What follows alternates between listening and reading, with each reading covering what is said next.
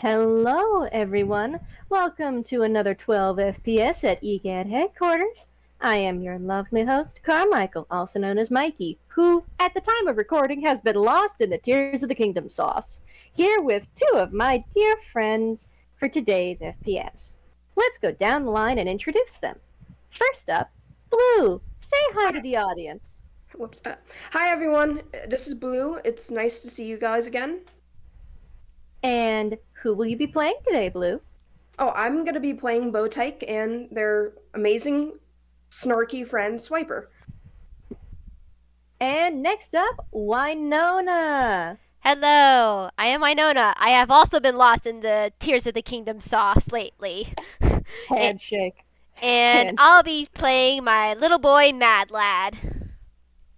If you heard that clapping noise, that was me clapping my hands together for a shake. And today's voiced 12 FPS is titled Biddable Blood. And today we'll be starting with Roguefort, who is, and I say this knowing that it's kind of funny that it makes him sound like an object, is the plot point for this FPS. He is the MacGuffin, but tish. Roguefort is, well, he was staying in the treehouse. He was relaxing due to the fact that it's pretty heavily storming outside. The wind is galing, the rain is absolutely pouring down, thunder and lightning abundant. It's a traditional summer storm. The temperatures are what you'd expect for a summer storm, and if you stood out in it and weren't at risk of blowing away or being struck by lightning, you'd almost think it feels nice. Someone, somewhere out there, is thinking to themselves that if they stand in the rain, it'll fix me. Somebody's out there thinking it. Because this definitely looks like the storm that someone would want to just stand out in to have some sort of experience. You know, again, before coming in absolutely pissing wet. But you know. And Roguefort, for the most part, seemed to have been content with just staying in the treehouse reading. Because this kind of weather is not the kind of weather you take your dinner critters out on hikes, walks, or hunts for. So, normally, that would mean it's a day off. However, Roguefort he's stirred by something because his ears and antennae kind of perk up.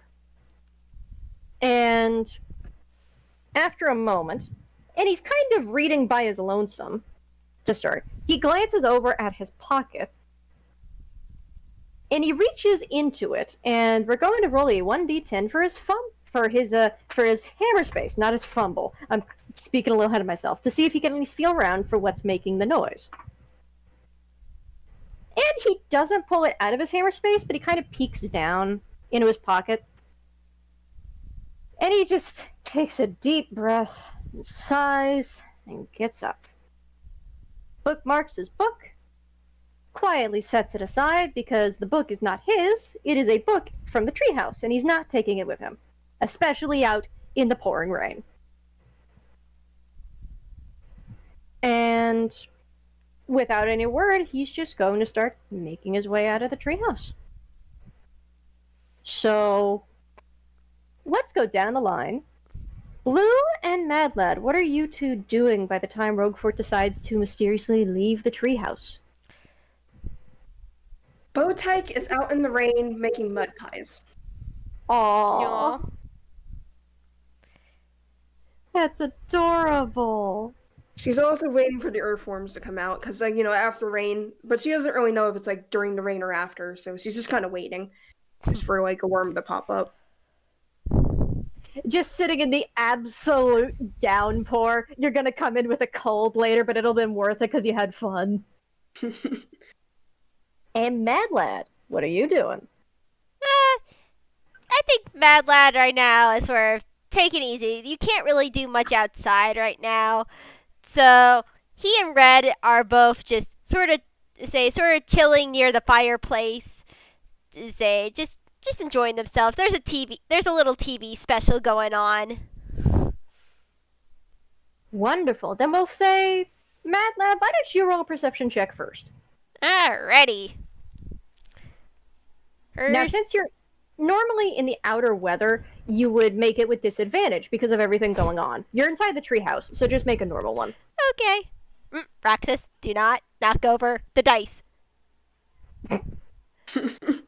Context for audience members that aren't aware, Roxas is Winona's cat. Yes, he's the orange fuzzball of chaos. No! Okay. I will shout at him because he's a very energetic boy. I love him. As orange cats are prone to be. He's usually napping, and he was until some noise outside woke him awake, and now he's interested. I'm like, no, that the way you get to the window is through my dice. Understandable and tragic. Would you tell the audience what you rolled for that perception check? Yes, I'm sorry. That was a 25. Yeah. And yeah, even though you're pretty occupied with your entertainment and relaxing in the face of the downpour from outside, you do see Roguefort walk by the doorway, heading off. ...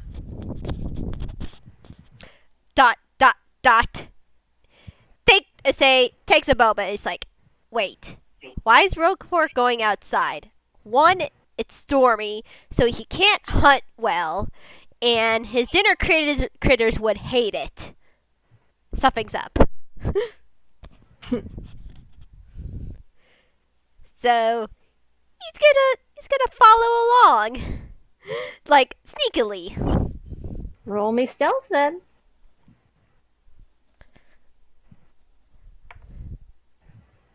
Cockeyed. Okay. Stealth is a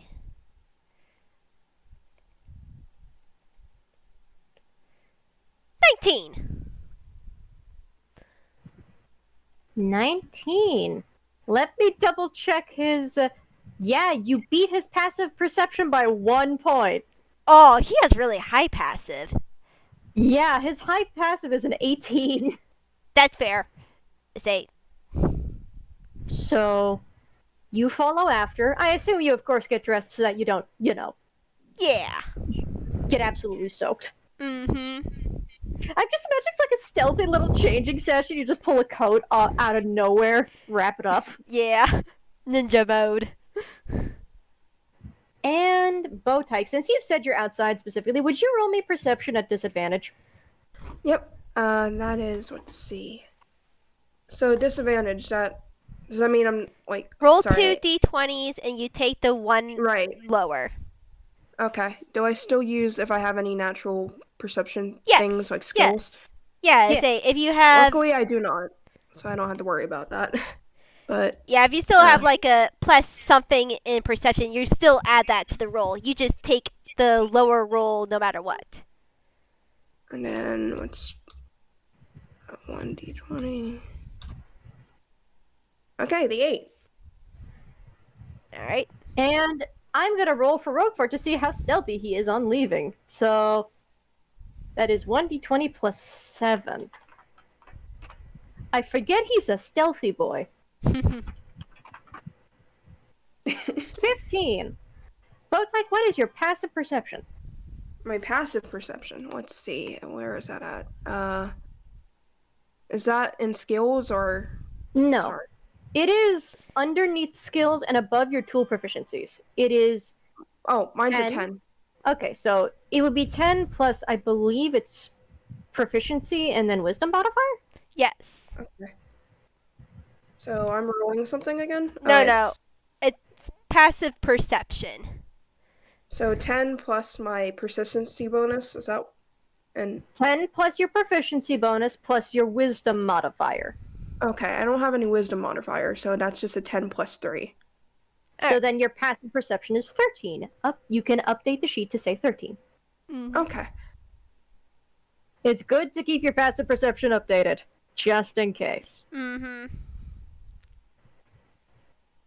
Alright. So you don't actually notice Roguefort heading off. Not yet, anyway. Would you roll a perception check for Swiper, though? Yeah. And I'd like to mention, Bow Tyke's currently making a magic potion in the middle of this. Much to Just Swiper discuss. Yeah, just magical mud pipe potion. What in God's name are you making? I am making a magical potion. Wait, is that... I don't have a character sheet for him. I probably... Yeah, just roll a d20 then. Yep. That's a 6. Neither of you notice. You are a bit lost in your bickering. So, Mad Lad, when you head out, you see Roguefort. He doesn't take to the road, he takes to the woods. He just heads into the jungle. You also see Bow Tyke sitting not far from where he walked into the jungle, making mud potions. I'm gonna drink it. Don't drink it. Mad Lad sees Bow Tyke. He's just like, did you not see that? And Mad Lad's just talking, is just like stopped for a minute because he's just like, who's this and why are they out here?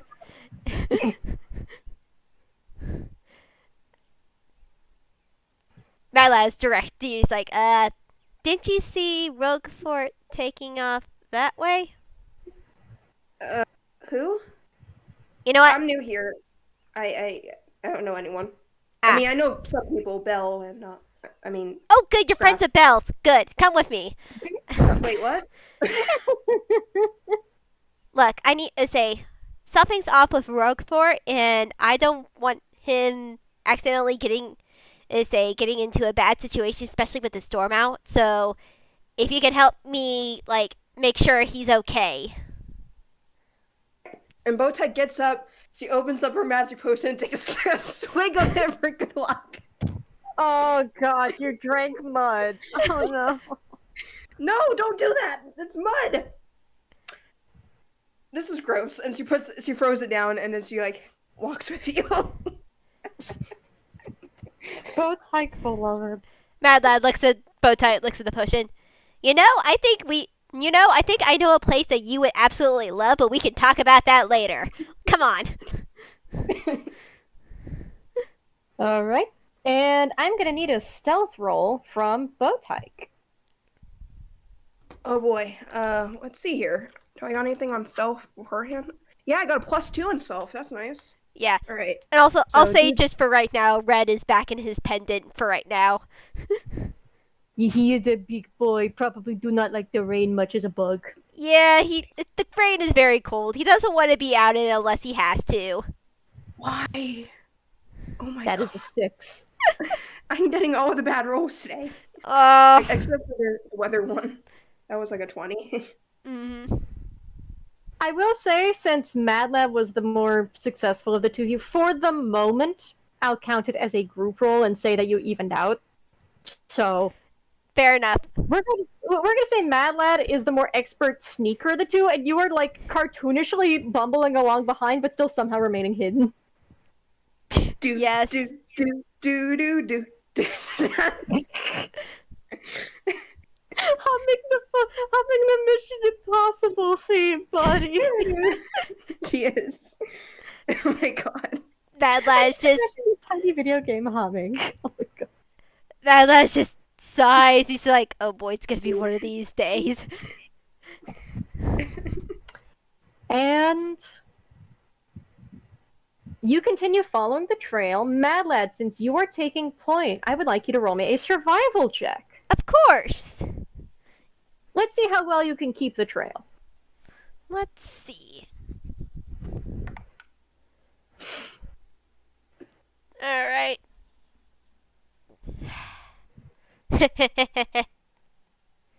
Nice.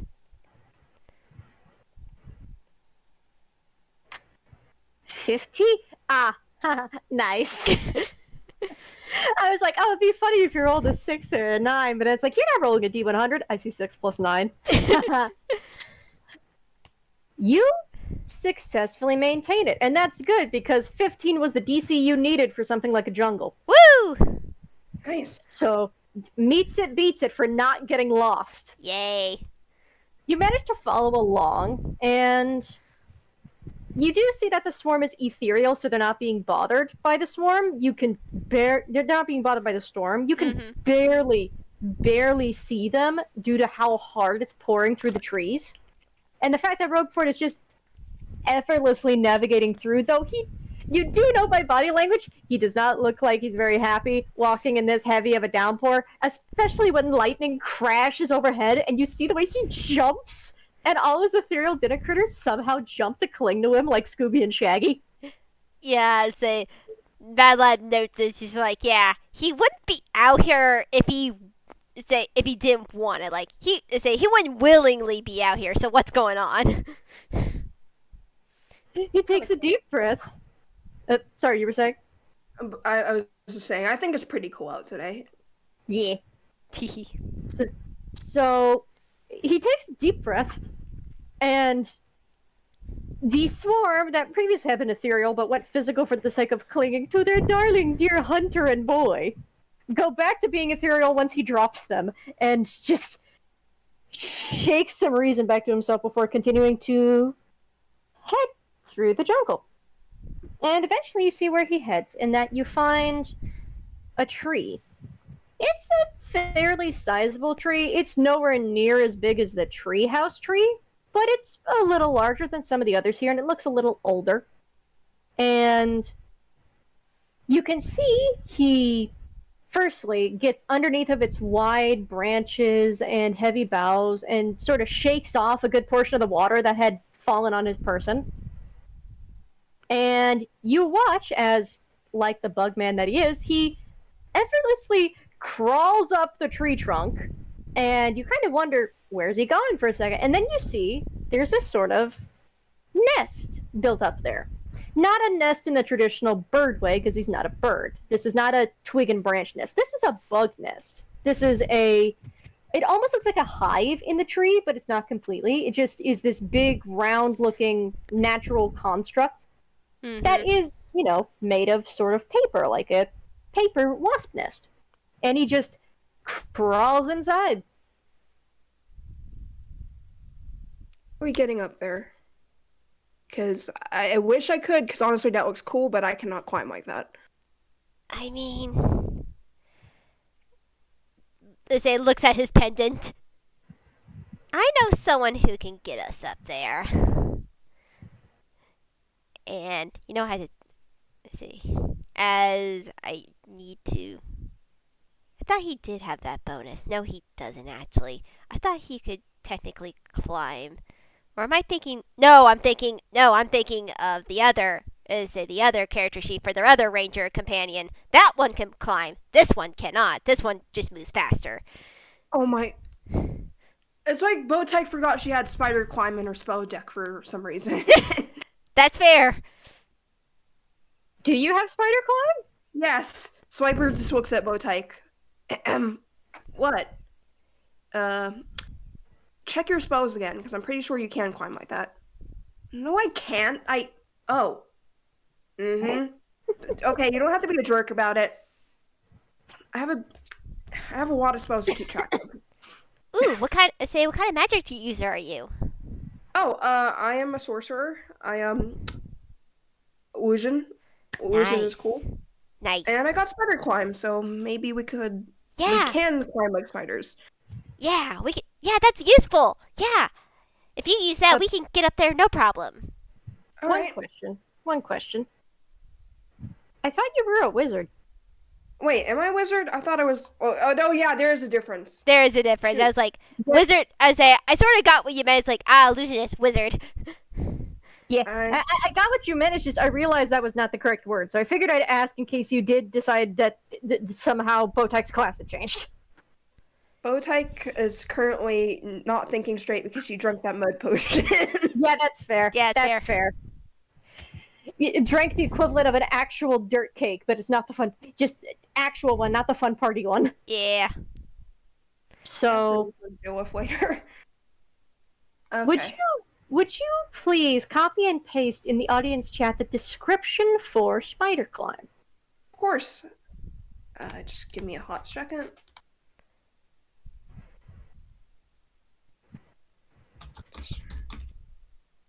Where are you?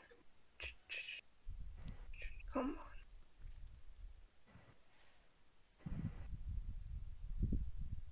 on. is it? Okay. Yep. Got it. Okay. Let's see. And we want that in audience chat. Mm-hmm. Wait, what the heck is that? It works. It does? Okay. Yeah, the link works. Yeah. Just give me a minute to actually copy the link so I can do it myself. I don't want it to open a new tab at the very tail end of my window, so... Understandable. Okay, so one willing creature you touch gains the ability to move up, down, and across vertical surfaces. So I assume you're going to touch someone, and then that someone has to carry the other up. All right. So which of you is the stronger child? Mad Lad. Probably. Yeah, probably Madeline. I'm not gonna All lie. right, so Yeah. would you like to grant Mad Lad the power to climb like an arachnid? Yep. Bow Tyke takes. You know when you take your fingers, you put them together and you crack them. Yeah. She does that. Mm-hmm. All right. You cool? Yeah. You want to do this? Yeah. Okay. Also, Do I what? have to should I roll for it? Nope. No, you No. don't roll for it. Nope. So the way that, and I'm only saying this that way you can describe the flavor of it, but the components for this spell are verbal, which means there is a voice part to it, somatic, which means there is a hand gesture to it, and it does have a material component, where you need a drop of bitumen and a spider. So, I'm going to say this more to see what you come up with. How would you describe you casting this spell on Mad Lad? Okay. Bow Tyke takes out of her pocket another potion of like mud and stuff, and she knows she has a spider in this one. Mm-hmm. She takes that, she crushes it in her hands, rubs it together, and gets her fingers like covered in like mud and spider crushed. And she holds out her hand and she starts tracing a spider. And she starts whispering. She whispers. Let's see what she whispers. Oh, I got Greylix. Is that anything? You can just say she whispers in Growlix. Yes. Yeah, She Growlix. whispers in Greylix. Yep. All right. And Mad Lad And is you a... first. Sorry. Sorry, you get... No, you first. I said you first. Sorry, I didn't hear that right. Mad Lad is a nods at this as he's going to make a hammer space roll. And he makes it, and he also takes out some hempen rope. He's like, all right, and for extra security, I'm going to tie this rope around me and you so we can get up both safely. Okay. I'd like to clarify real quick. The spider she pulled out of her potion was already dead. It was a dead spider. Yeah, that's fair. I don't want to say she crushed a natural living thing. Yeah, That would no, be mean. it's up to you to flavor it. And it doesn't say whether the spider is alive or dead. You just need a spider. Yeah. Yeah. So give me one moment while you're getting that ready, because I kind of am curious about one word, because I'm curious what a bitumen is. I don't know what a bitumen is either, but I'm guessing that's I say this is what Google's for. Bitumen is a... I found it first. No, I say we both Googled at the same time. You go. Bitumen is a sticky, black, highly viscous liquid or semi-solid form of petroleum. So, presumably the potion bottle you had for the funny mud potion had a drop of what is essentially petroleum and a dead spider in it. That's... Funky fresh. Funky fresh. I feel like Bow Tyke isn't just out there to have fun. That's definitely part of it, but she's also really is making potions. Yeah. Yeah. Well, it's like, I really like when people think through material components and how spells are cast, because I know everyone's used to just like sorcerers and warlocks and other classes that don't necessarily need the material components. Again, unless it costs money, like all casters need at some point. Mm-hmm. But like, my first character was a wizard, so I'm kind of inclined to love their compartmentalism when it comes to the fucking components. That's fair. I feel like I am an ADHD kid. I love sorting things. Fair enough. Bow Tyke is just out in the rain and fucking around with like different like materials and stuff and seeing what works. Yeah. Yeah, and Mad Lad also while they're setting that stuff up is like they're tying one end of the rope around them and one end of the rope around Bow Tyke. And he also remembers us. Also, my name's Mad Lad, by the way. Sorry if I just rushed ya. Oh, no need. Bow Tyke, nice to meet you. Nice. And if you heard me muttering earlier, I have a friend with me. Nice. Maybe you can show them. Swiper. Nice. Maybe you can show them later. Let's first get up this tree as Mad Lad starts walking up the tree. All right. And Bow Tyke's gonna like go behind and like climb up with the rope. Almost. Yeah. One of you is walking up, like you're just walking on the sidewalk, and the other one is actually doing the climbing. Yeah. Wow, you make it look so effortless. Wow. Now, I am going to say, for the sake of this, I would like you both to roll one more stealth check. This is going to be another cumulative check. So Yeah. The Mad Lad smiles like, magic is very helpful. I couldn't do this unless you would help me. Thanks. Look, the bad rolls will even out for good ones later. Don't worry about it. I know. I'm not upset. I'm just like, yeah. It's like a wow moment. I'm imagining you like slip at one point and your limbs kind of scramble before you catch your grip on the tree again. Like it's like you climbed as Link, but you kind of caught some wet wood and just slipped a little. Just a smidge. But you still managed to climb. Yeah. 18 is more than enough to compensate. Yeah. And 9 is half that, so not bad. Mm-hmm. So by cumulative effort, the both of you managed to even out, and you head up. Now, as mentioned before, this is similar to a paper wasp nest, except this is made for just one and not several hundred. So this is more like a paper wasp room. When you head up, you sort of slowly poke your heads up to try and see where the entrance is, and you do see it. And Mad Lad, you kind of wait for Bow Tyke to catch up before you gesture for the both of you to peek into this doorway. Mm-hmm. Doorway is probably the loosest term to use. It's just this circular sort of porthole entryway. Mm-hmm. And inside is a fairly compact but nice room. Again, it is made completely of paper wasp nest material. So it's about what you expect for that. It's almost like someone made a nest of paper mache. Mm-hmm. Mm-hmm. But they made that nest of paper mache and even took the time to handcraft their own desk, their own bed, even a little mound to sit on. And even some little divots and bowl-like formations at the bottom of the nest for the dinner critters to sit in and sleep in. There are, of course, various different holes in the walls in the geometric shapes and tunnels that they look like they're just holding antiquities and little bits. And you can see there's a decent portion of animal-based trophies in here. A number of hunting knives hang on the wall, including skinning knives, carving knives, you name it. There does, in fact, appear to be 2 racks, which showcase a longbow and a hunting musket, which are both hung up just out of use. And over by the bed, you see Roguefort holding a mirror. Now, I am going to roll in perception at disadvantage, since it is heavily storming. Mm-hmm. So, that is 2d20 plus 8. I forget he's a very perceptive boy.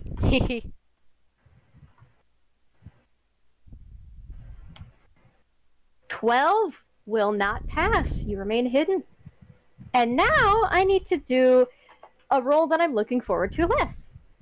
I am rolling a 1d3 for which one he's talking to.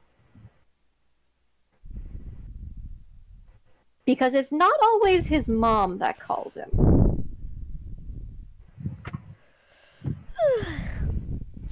Okay.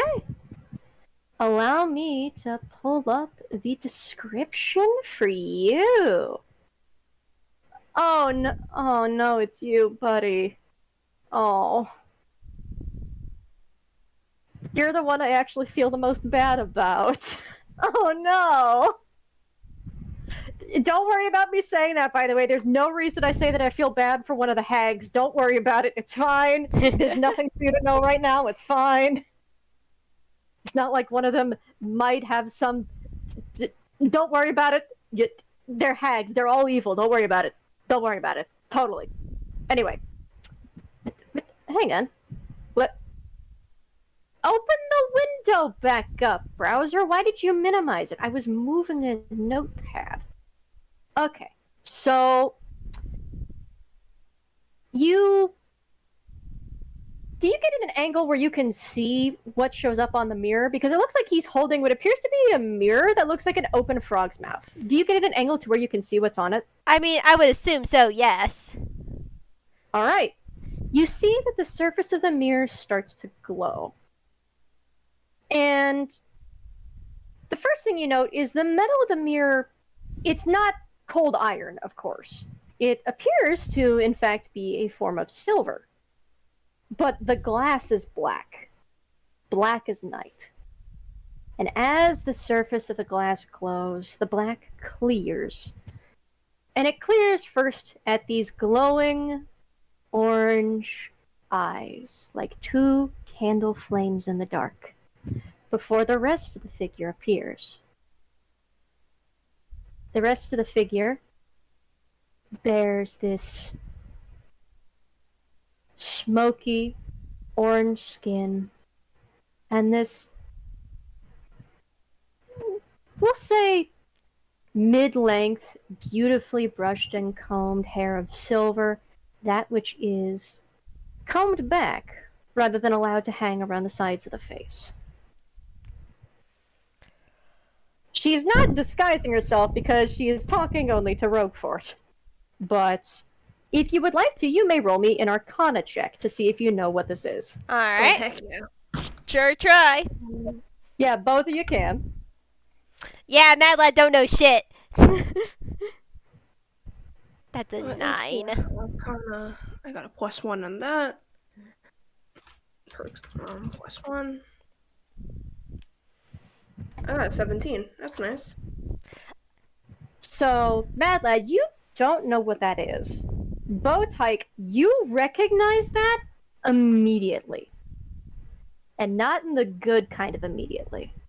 Oh, frick. What you see reflected in the mirror reminds you of a story you were told by your sister when you were just a little younger, before you ran off. It was one of her scary stories told around the fire when you two were trying to figure out what you could say was the scariest. Anytime you had a scary story competition, you'd just scare each other into not sleeping, and then you'd just wind up sleeping together because you're too scared to sleep alone. But one time, she talked about an incredibly cocky little boy who disrespected his parents and rebelled against what he was supposed to be doing in taking care of all their sheep. The boy himself wasn't a bad boy, it's just that he was disrespectful. He did his job well, but he was rude. And he was particularly rude to an old woman he met. The old woman tried to warn him that his cruelty might get him killed, but he just thought this was an old person being strict and rude. What he didn't know was that this figure was a dusk hag, trying to warn him of his upcoming demise by being just a little too snippy. At the end of the story, he was snippy to someone he didn't realize was a royal, and he got beheaded. Dusk hags are a form of hag that see visions of the future in their dreams and use their magic to influence the dream of others, sending messages or nightmares with just a touch. They're sought after by all sorts of people, from ambitious wizards to frantic monarchs and desperate heroes who undertake quests or make bargains with them in exchange for their prophecies. But with all the information they give, what they tell you often has a way of causing more pain for you than joy. They often enjoy causing strife to those who deal with them, and will often find ways to twist and turn their promises and their gifts to their own advantage. What you see before you is a dusk hag. I think I'm gonna duck a little bit. Like, you know, if like they're staring at like the like through like an entrance, and like I think Bodek's gonna a duck because there's a little like like that was a scary story Hattie talked about that one time. Like Yeah. Yeah, Mad Lad looks over to Bow Tyke. It sees this and assumes since they're more magical than they are, they might have seen something. But at the same time, he can't really talk to them right now because it's like they need to stay quiet. He will ask Bow Tyke later. And when you look back over, Roguefort has just finished bowing his head very respectfully. Let me adjust the voice mod so that I can... Voice mod, cooperate. Thank you.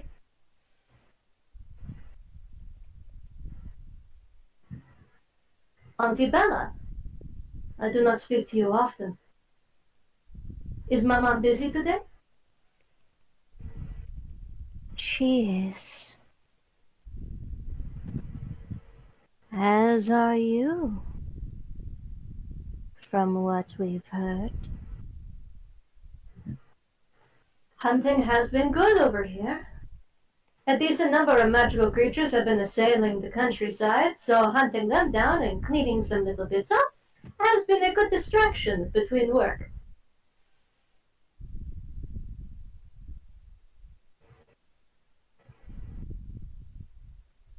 I can only imagine. But it doesn't all go well, does it? No, sometimes prey gets away, but it doesn't matter because we will be successful the next hunt. Her expression doesn't change much when she says, "You know that's not what I meant." Roguefort sits there a minute, and then you watch the antennae and the ears slowly droop.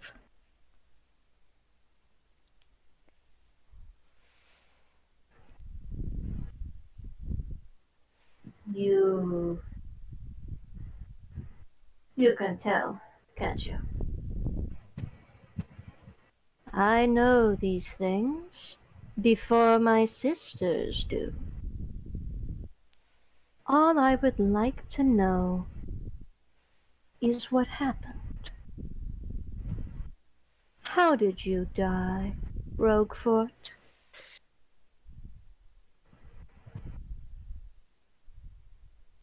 Roguefort is silent for like a long moment as his ears just sort of flatten down, and he looks rather ashamed. It would be presumptuous to assume that you know how I died, but we were dealing with an Ethercap infestation, and I was caught off guard by Omoron. His blade found its mark, and I found my grave. But the guild brought me back, clearly, so there was no need for you to send anyone to retrieve me. It all worked out. Even if Omoron got away, he's only gotten me once. He will not get me again.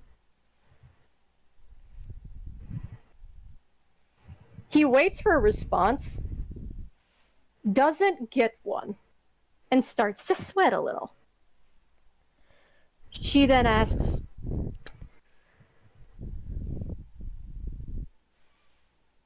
"How did he find out of you?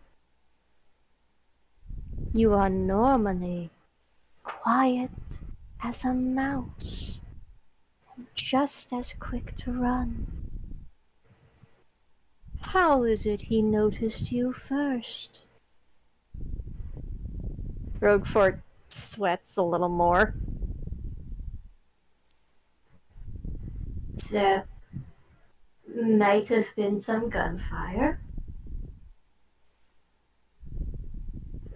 It was just one, but if he had to hear anything, it was probably that. We were caught up in a fight. It was easy to miss.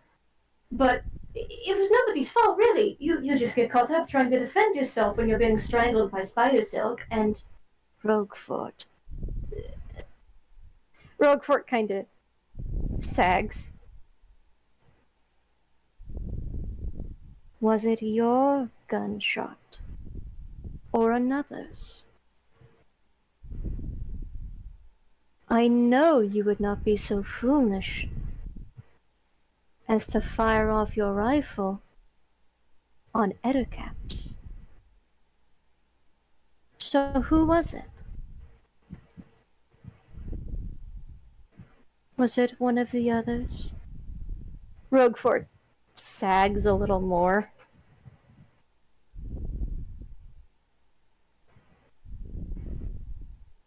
He nods.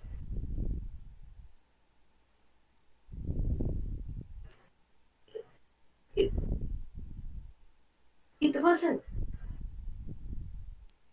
They just got caught up. It was the one time that everyone was doing well. It's just sometimes you feel the instinct to defend yourself. You grab what comes first. And Auntie, I swear they didn't mean any harm. They got me away after the fact, and they clearly didn't die to Omeron or the Ettercaps. So they're still. But she holds up a hand, and he shuts up. I am not doubting the talent of your friends, Roguefort.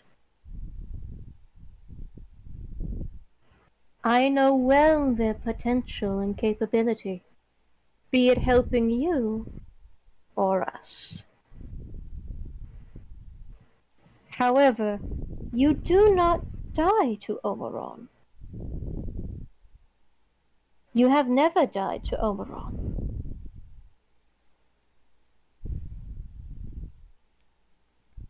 This is a new low for you. And his antennae just droop fully. Not in my eyes, but my sister's.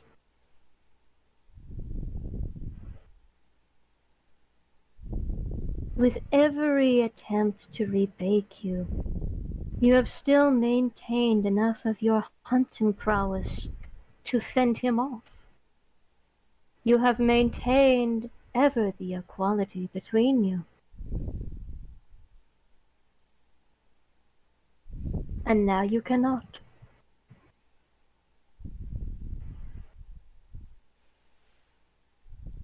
I could.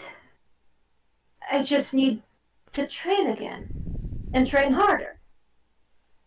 I can pull it back. I know you can. But you can't do that alone.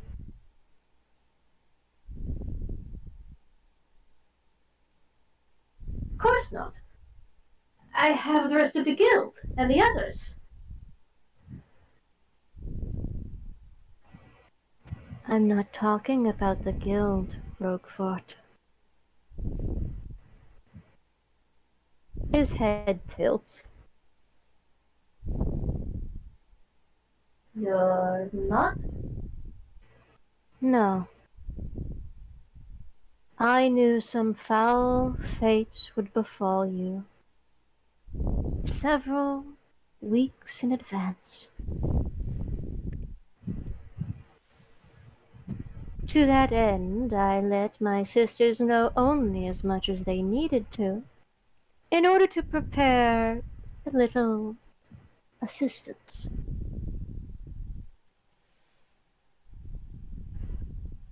And I'm going to roll another 1d3. Or a 1d2. One, it was actually Bella here that was responsible. Two, it was one of the other two.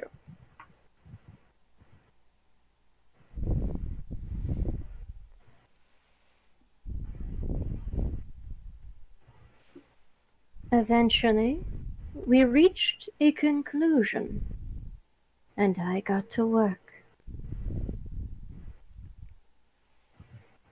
You have hunted alone for several decades now. And I am quite content to do so. I do not need any assistance from the food court.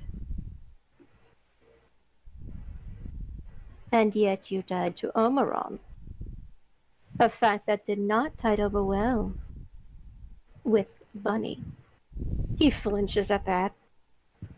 He doesn't seem as tense talking to this Bella figure as he remotely did about Bunny, but in the same breath, it still doesn't look great. Like, it is miles less bad than the bunny talk, but that doesn't mean it's a very good response either. He very much seems ashamed of himself here and a little concerned. Fair. I would also like both of you to make me a acrobatics check. All right. Ooh, okay. I just want to make sure you can maintain your footing. I have spider climb, but You're fine. Bow Tyke, you go ahead, acrobatics check. It let's see. could I argue because they have a rope in between them, and could they have advantage? No. All right. Only because everything is so wet. All right.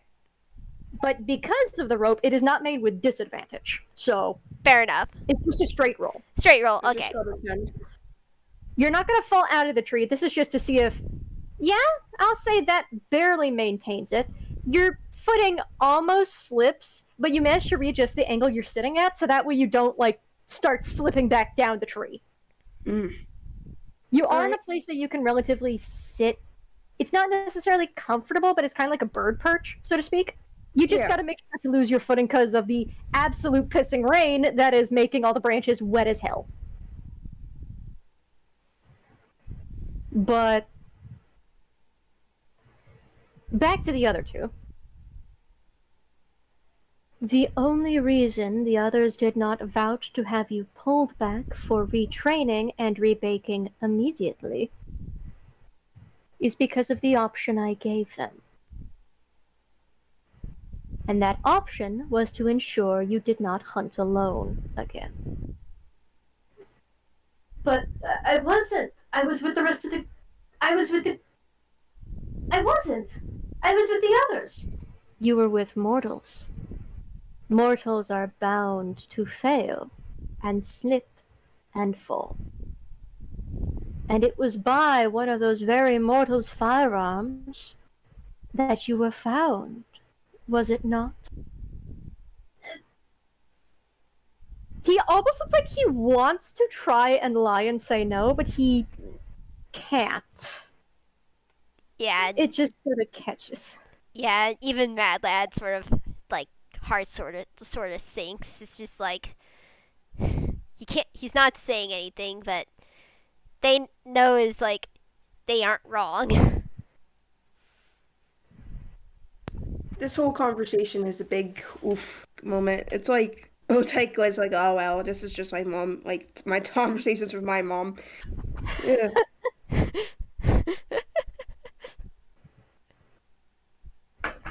I would, however, like both of you, you can choose to do this or you can choose not to. You have the option to roll insight on Bella if you choose. You know, okay. Mad Lad's gonna try. His insight isn't the greatest, but it's not the worst.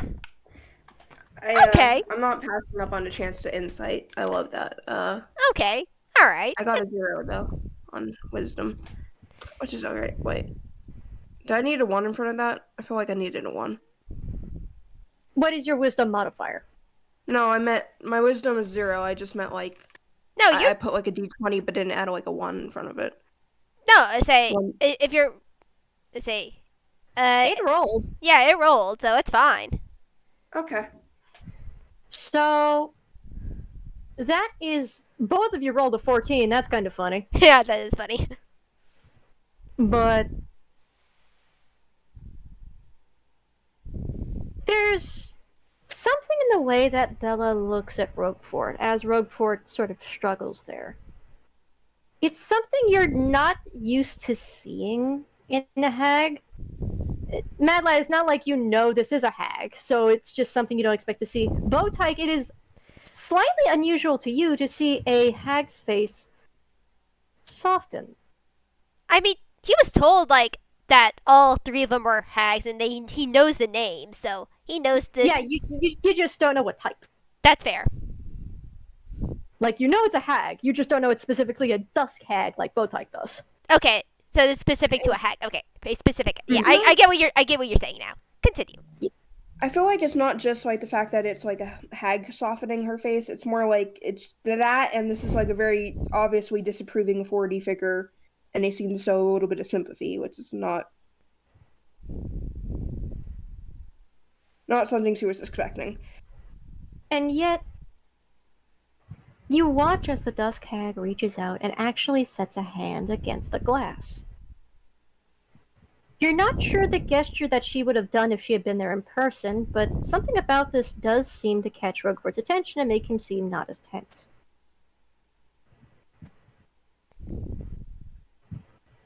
I did not want to leave you to their judgment alone. I do not blame your friends for your death. I only state what I saw and what you've said. I do not blame them, or you. Do you understand? And I'm going to roll insight from Roguefort, actually. What is your insight, by the way? Yeah, your insight's not great. That's just a +2.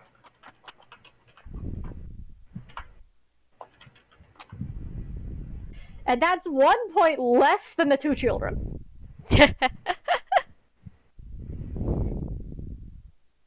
He takes a deep breath and sighs. I know, Auntie. I'm sorry. But what do you mean by... I mean that you need assistance out on the hunt. Not just that of your mortal kin, but whether you like it or not, the only thing that would satisfy my sisters too would be sending you hunters. Now, I know you have said that you refuse to accept any hunters from the food court or any other court. You were always confident you could hunt alone, only with your swarm for company. But if I did not convince my sisters of this, you would have been pulled and replaced. And you would have been retrained here until your skills were satisfactory to be out in the world again. And I do not think you would have wanted that. And Roguefort nods. His ears have not lifted in the slightest. So, I got to work with what ingredients we've gotten from you from previous bakings in trying to make you a suitable hunting partner. Make?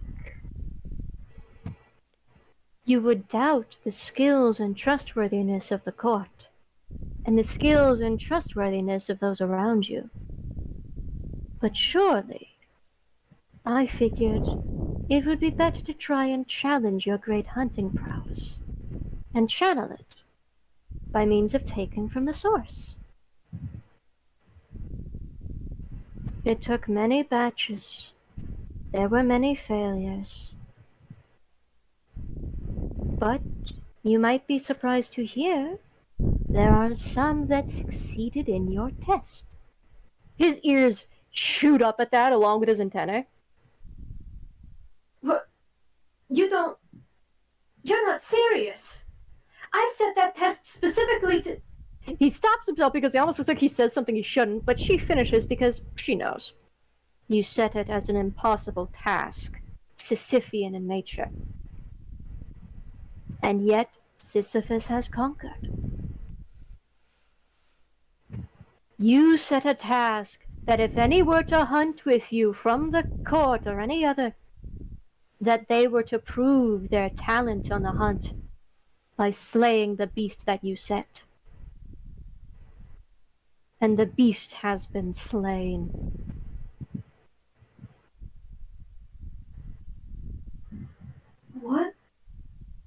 What could you make that could kill a Jabberwocky? As soon as he says that, roll another Arcana check. Oh, Both of you.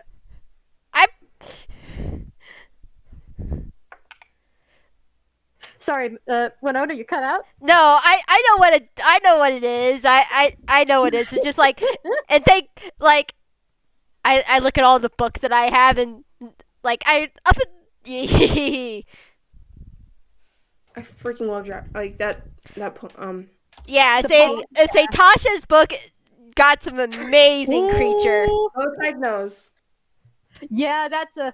I would I, like to say I shout would out to your luck balancing out. I would assume Mad Lad would at least know what it is. And allow me to pull it up real quick for you. So give me just a moment. I'd like to So- say Bow Tyke was muttering holy shit when she heard like the word Jabberwocky. Yeah, Mad Lad doesn't say anything, but basically that's what his face says.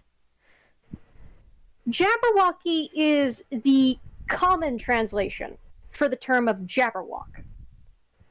And a Jabberwock, in the very least, Mad Lad, you know what it is.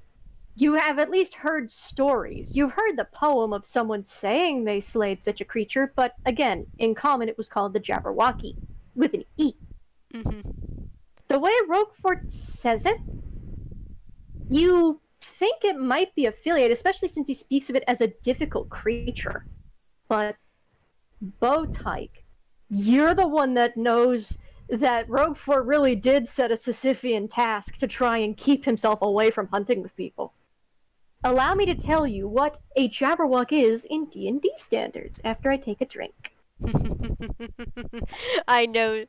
Sorry, I'm just vibrating because I know this thing. I have been tempted to throw this thing at my players, so yeah.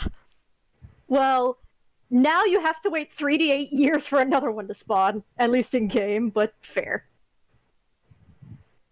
You don't have to wait, but like I'm just joking. No, I know it was. Yeah, that's fair. A Jabberwock is a solitary temperamental predator of mythical reputation, not necessarily mythical power, that haunts pristine forests and ancient ruins. Accurate descriptions of them are difficult to come by, because the rare survivors of an encounter with one retain only a confused impression of its parts, and not a sense of the whole. Pieced together accounts describe it as a sinewy, dragon-like creature that can walk on its hind legs as easily as it travels on all four, and its eyes can emit fiery beams. Once a Jabberwock has chosen its target, it concentrates its attacks on that target until the victim is killed and devoured, until the Jabberwock is killed, or the target escapes using teleportation magic.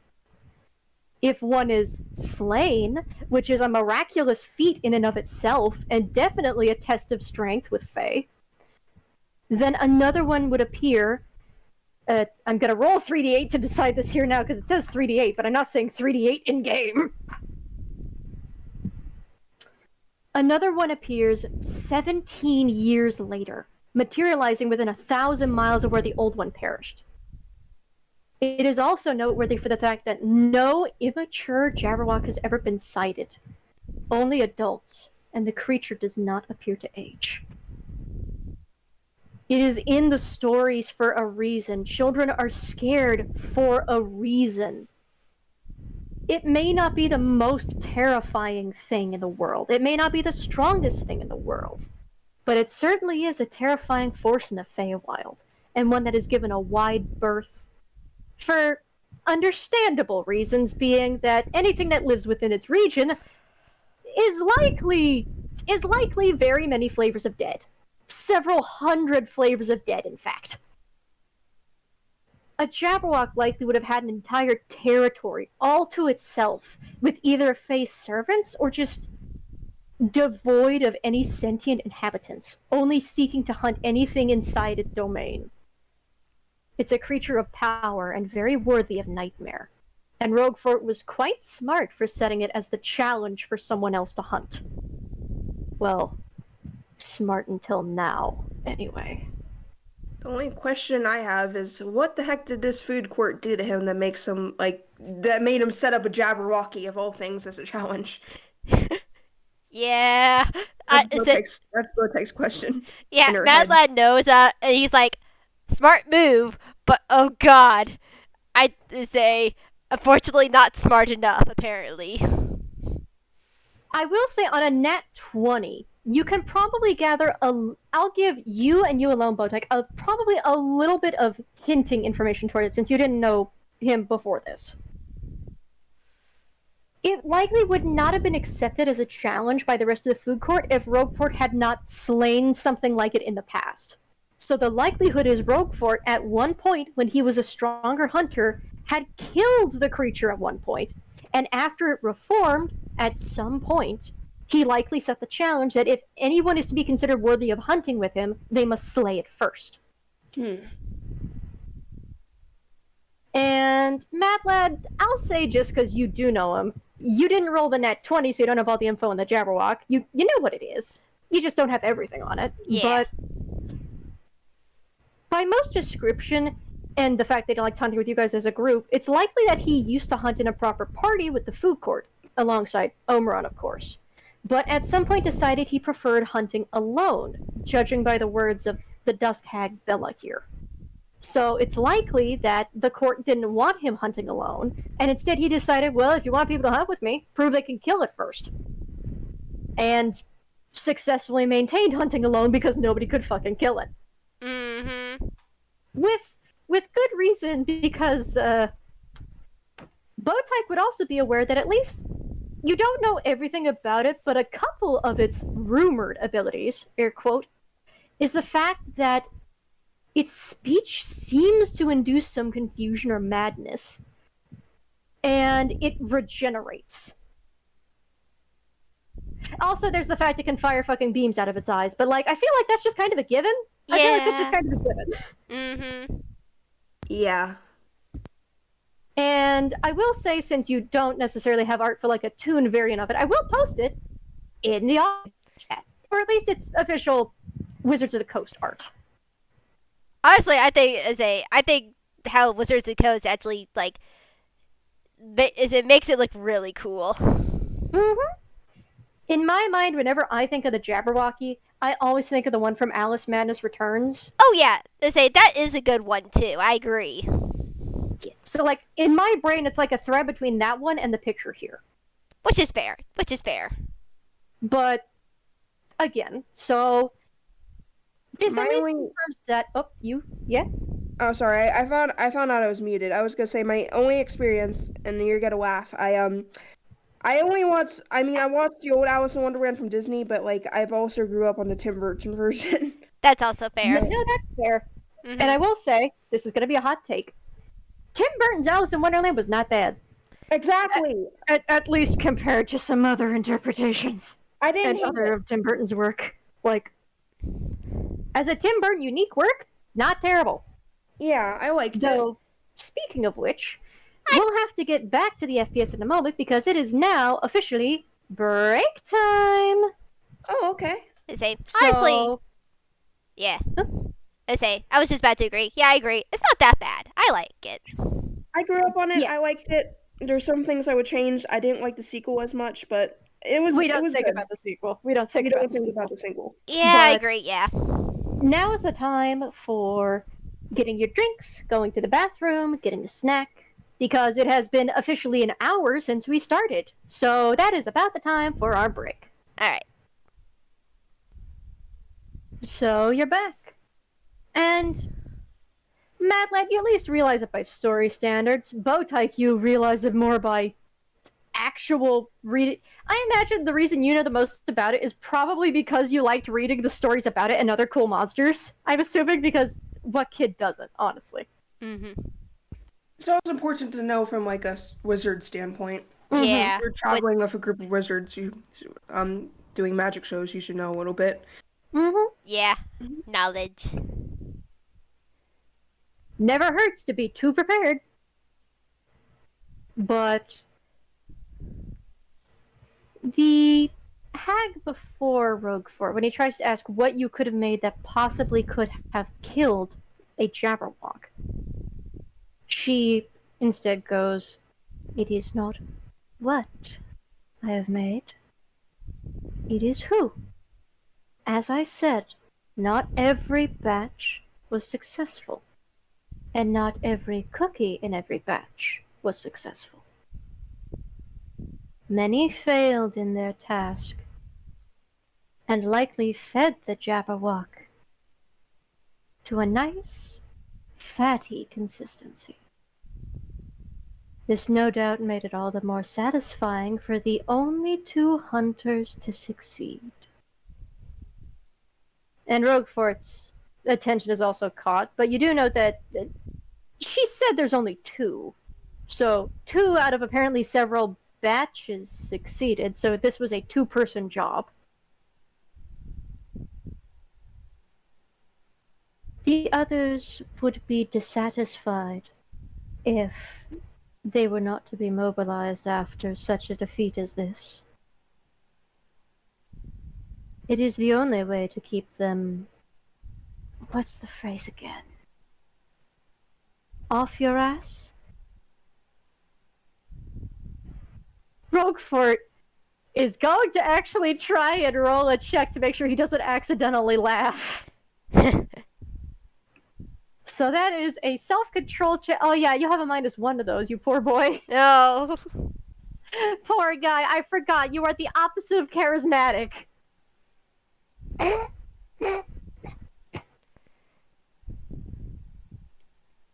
Désolé. I'm not used. Sorry. It is all right. We too like to swear. I would swear a bit more if only the sisters would allow me. But alas. It would be in your best interest to accept these 2 hunters as yours. Not just to satisfy your mother and your other aunt, but for your own sake as well. Roguefort slowly tilts his head the other way at that. What do you mean by that, exactly, Auntie Bella?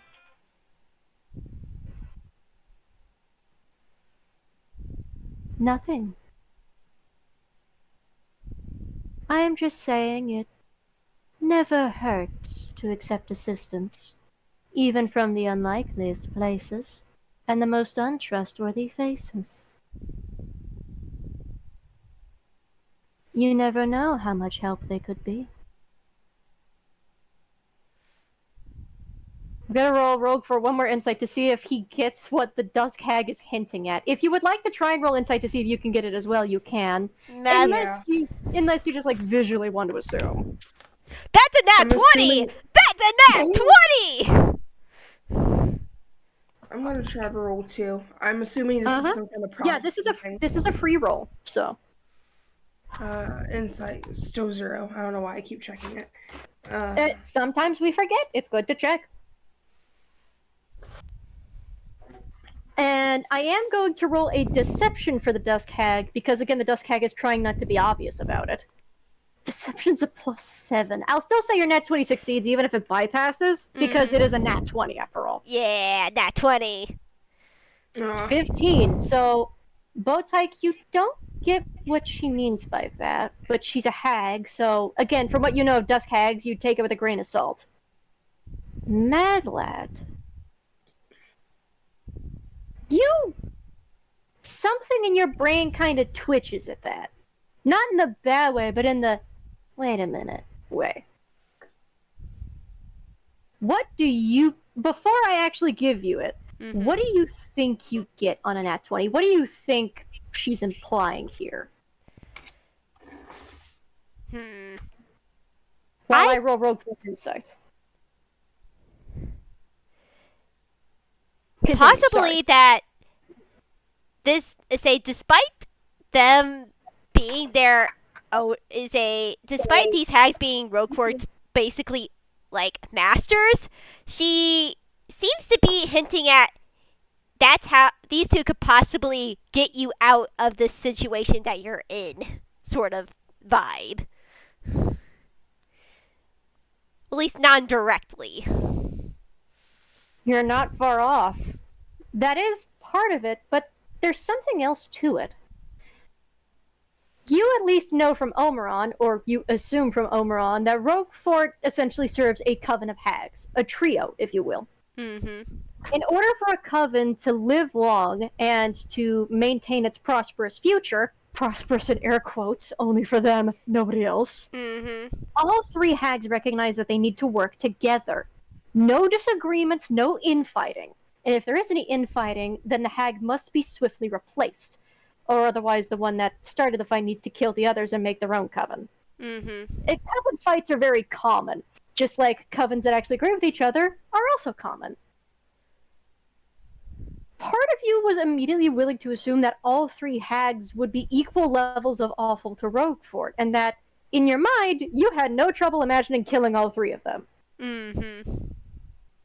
And yet, you get the strangest implication that this hag is trying to help Roguefort against the other two. Which immediately sets off confusion in your head because, again, a coven does its best when working together, and according to Roguefort, well, Omeron, not Roguefort, that this trio has been in charge for a few centuries now, at least. You're not sure how many hags have been replaced at that point. You don't know how it works over there, but why would a coven, why would a hag in a coven so wildly successful as the ones leading the food court conspire with Roguefort against the other two? What is going on here? What is she up to? Mm-hmm. And yeah, Suffolk is not as it seems, but unfortunately, Mad Lad can't get any information as of right now. But this is As of right now. yeah. Though I will say, and I'm only saying this above board because you might be able to come up with an idea on how to ask. Bow Tyke does know what specific hag she is and how she works. So you two can discuss it after you're done eavesdropping. Mm-hmm. And Yeah, you like might be able to come up with an idea. possibly. I might need to ask what the hag is again out of character. Yeah, that's good. Yeah. That's good, and I'd be happy to explain again. Because we're not on a time crunch. I have all the time in the world to explain these things. Yeah. Nice. But you basically have the implication that this hag, in spite of what you know about covens and how Roguefort does not like a situation, is trying to help Roguefort, and Roguefort doesn't actually see that she's trying to help.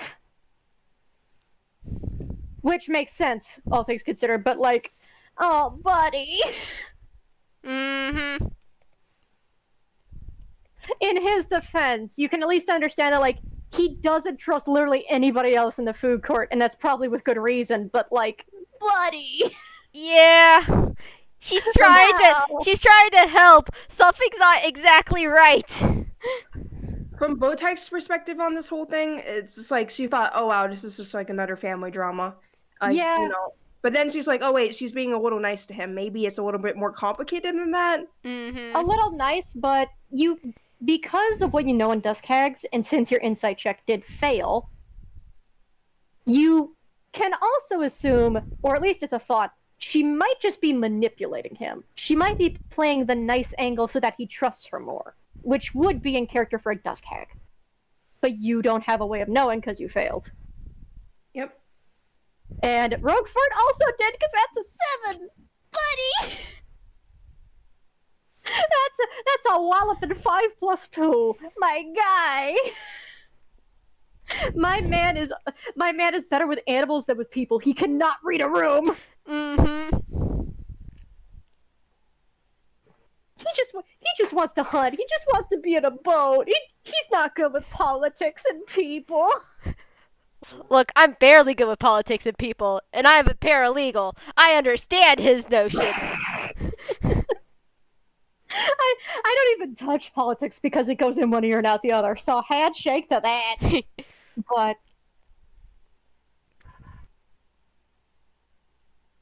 while he does kind of look confused at that, he still doesn't look happy with the notion. That still involves me accepting hunters from the food court again. And if what you are implying has any other meaning, it is likely another means for the other two to keep an eye on me. Isn't this true? I can neither confirm nor deny. Again, negotiations were strict. I had to say and do much for them to accept this, and not your gruesome alternative. Again, his ears actually pinned back at that because he does realize, yeah, he doesn't want to hunt with them again. But also, if he refuses, it's back to the oven. And he's not supposed to be in an oven at all. Yeah. So, it's either this or fire. And he would like not the fire this time.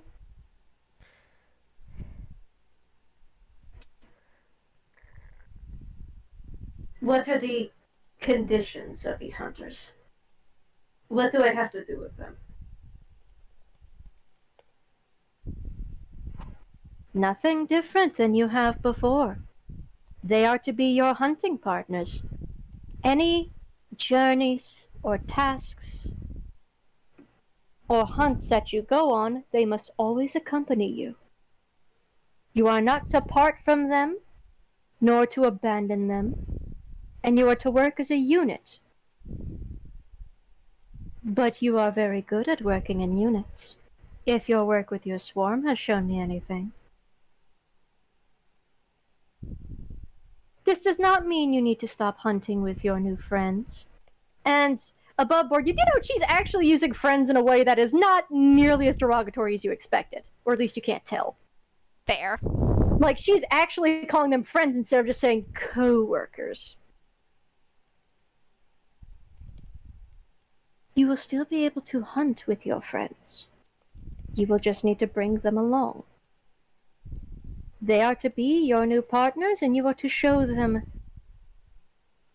just what it takes to be the best hunter in the food court. Or if nothing else, they may yet remind you of it, seeing as you have lost a little more of that hunting touch than we'd expected. He sags a little into himself at that. His head kind of dips. That's like a big ouch moment. Oof. Yeah. That was a blow. Yeah, like Can I? Mad Lad is like oof too, but at the same time he knows the history. He's just like, it's not his dang fault. Now, Can I roll insight on the food court? Because I don't know how much Bow Tyke even knows about these guys. that would be history, not insight, but sure. Oh yeah, okay. Let's see what my history is up to. That is a Think of +4. insight more like a vibe check for someone that's there. Mm-hmm. History is what you want if you want to know about something. Or Yeah. at least something that's not an animal. Mm-hmm. I would like to know a little bit more. That's a 14. Yeah? The food court is essentially a court of cooks and food critics.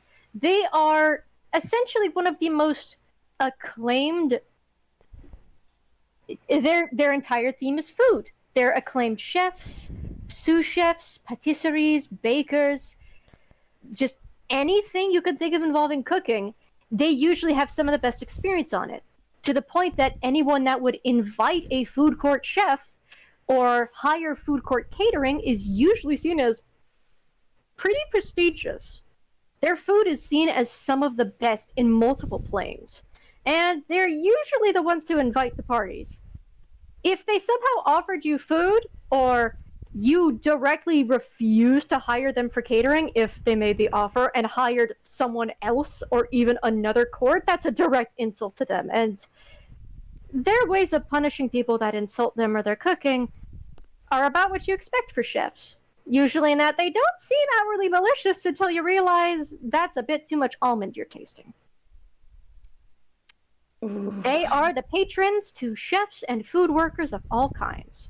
And, well, at least before leadership changed, they were pretty much the keepers of history when it came to ancient recipes, and were usually the go-to for heroes' quests on making magical, miraculous dishes. But since leadership changed, they've been keeping all their dishes under lock and key and refuse to give any recipes out. Of course, you don't know that the reason for that is the fact that the new head chefs can't actually access those recipes because the cabinet's locked. But you don't know that. Oh, also they're Fae, right? Yeah, it is a Fae court. It is essentially a pun on haha food court. Yeah. And what's the hunter's deal? Do they have people hunt for ingredients, basically? Yeah, that's pretty much it. Roguefort was considered, at least, you can kind of guess, he's probably not the best, as the hag is implying, but he was considered one of the most prolific of them, in the fact that he probably just lasted the longest and had the most reputation. Though, admittedly, from the way it sounds like he has lost a bit of his actual hunting touch. Though you're not sure if that's entirely accurate or not, because you don't know his whole shtick. In all fairness, you are a small child, and you've mostly been dealing with an identity crisis and a bunch of TV static. You dealt with a lot. You dealt with a lot. It's good now, but like you dealt with a lot. Yeah. This is like, you know that joke post that's like seeing the tip of an iceberg sail by, or like feeling the wind as a nuke flies past your head. That feels like this. Yeah. That feels like this. Like this is the tip of an iceberg. You know not a fucking clue thing about. Mm-hmm. But now, it is of my opinion that you have not, in fact, lost this. I am of the opinion that Bunny has baked you too much, and simply does not accept your talents as they were. But, of course, the others insist it is not them who makes the mistakes. It must be you. Always you. Never them.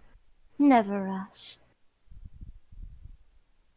I only wish they could be half as humble as you at points, but alas.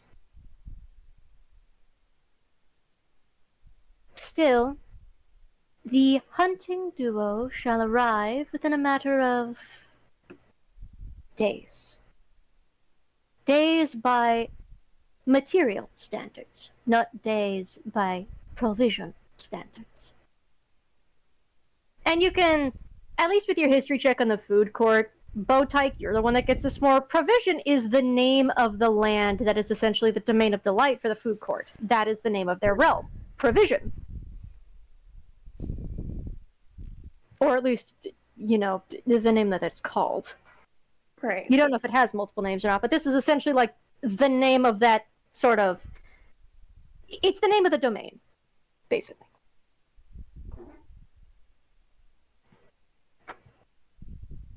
Simply treat them as you would treat new family. They are companions, maybe not friends, and allies.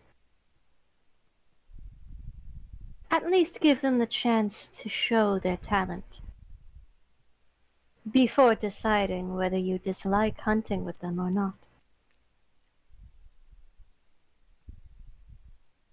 And I am to assume they shall have the proof of their hunt with them?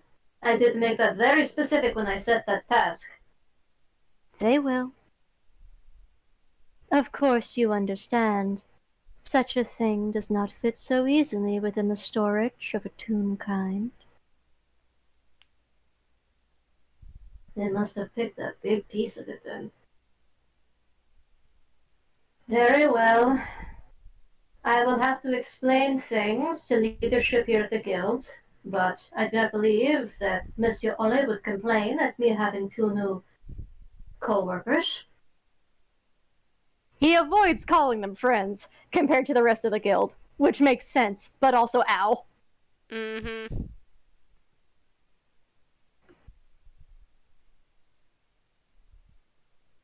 And the Dusk Hag simply nods. And allow me to pull up the stat block again so I make sure I can get this part right real quick. Mm-hmm. Mm-hmm. I'm so fucking thankful they have a stat block, by the way. I would have been upset if they didn't. Nice.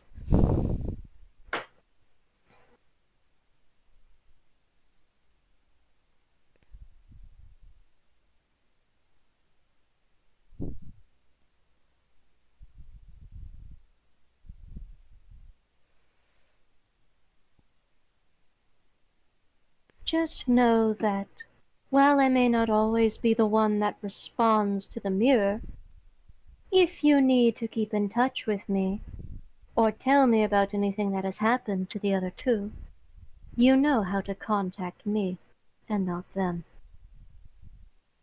I know the routine. Thank you, Auntie Bella. Of course.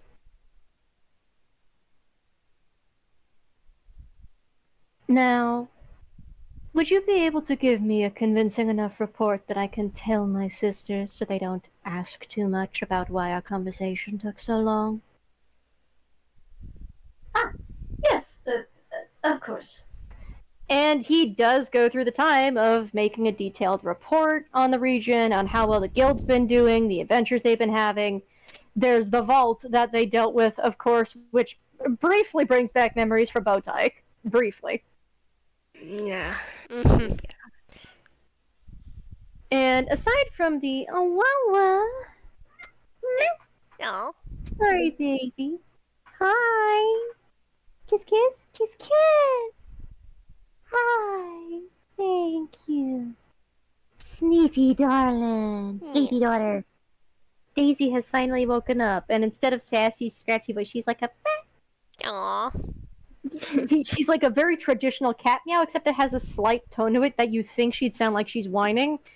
She's not, but like she sounded like that ever since she accidentally twisted her paw at one point. Her meow just hasn't been the same since. Aw. That's sad. It healed naturally, but like she still sounds a little squeaky, and she still likes to sit with her paws on the bar under the chair instead of sitting flat in the ground. She's sitting like a little person. Aw. But yeah, Roguefort essentially gives this detailed report that sounds a lot more professional than he was just now. Like, you see him go from looking ashamed and a little skeptical of Bella here to immediately fall back into the professional face in, like, the snap of a finger. This is very much routine, and you don't like the fact that it looks so well practiced. She accepts this and nods. I believe that will do quite nicely. I pray that the hunting duo serves you well, and that your new hunting party is all the better for it. If not, I apologize that it turned out differently than I had seen.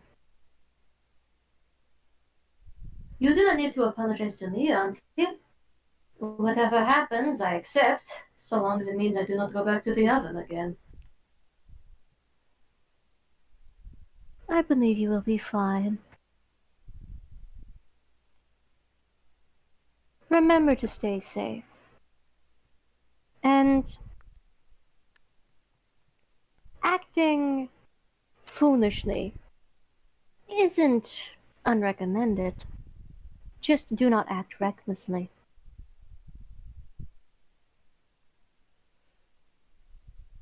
He doesn't look like he gets what she said. But you don't need an insight check to get that she just meant, like, stupidity can sometimes be heroic, just don't be recklessly stupid. Mm-hmm. Like, if you do something stupid, just don't do it blindly stupid. Like, you can kind of get what she meant. Yeah. Yeah. And you do know that Roguefort has been prone to do some reckless things to help others, so this is probably just her saying, okay, if you're gonna do anything stupid, just don't be reckless about it. We don't need you to die again, or the court will be upset.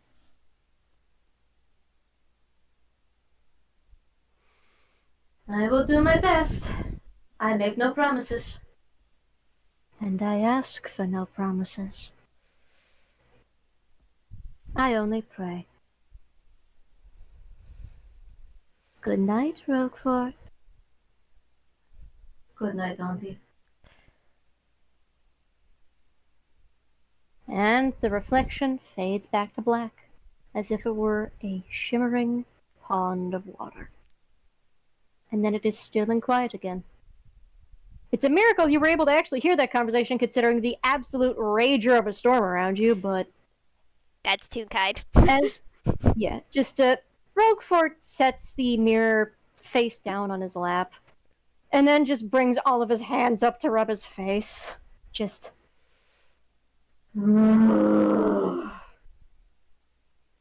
I don't want to hunt with others again.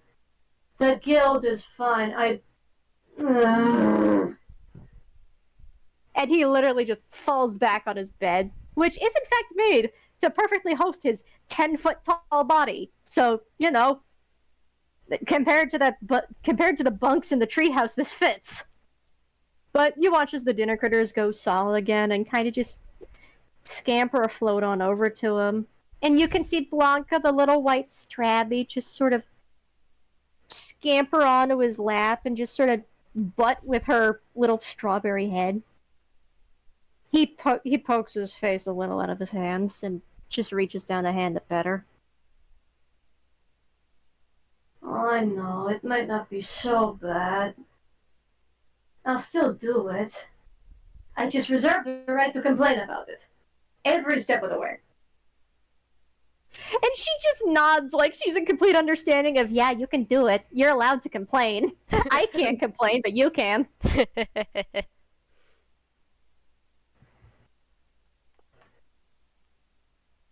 I can still only wonder what it is exactly she made that succeeded. She didn't... I don't know if she said anything about it in the conversation. I might not have been focusing on it. I mean, she said she made them from ingredients based on me or taken from me from previous rebakes. So it's likely the pieces that I gave up before being rebaked again, but I mean, what do you make from that? It's not like she's never made fairies, so I doubt she's made more fairies. What did she make then? What did she bake that wasn't a fairy? Unless it is a fairy and I'm just overthinking it. Little Blanca just kind of scampers up and just sort of nuzzles him, and as the dinner critters just start comforting, he just sort of leans into it and just he stops rambling so much. I'm sure it'll be fine. As long as they don't turn out to be annoying, I suppose. I mean, if they were made by Bella, and not Bunny or Punchy, they might not be annoying. They just might be cryptic.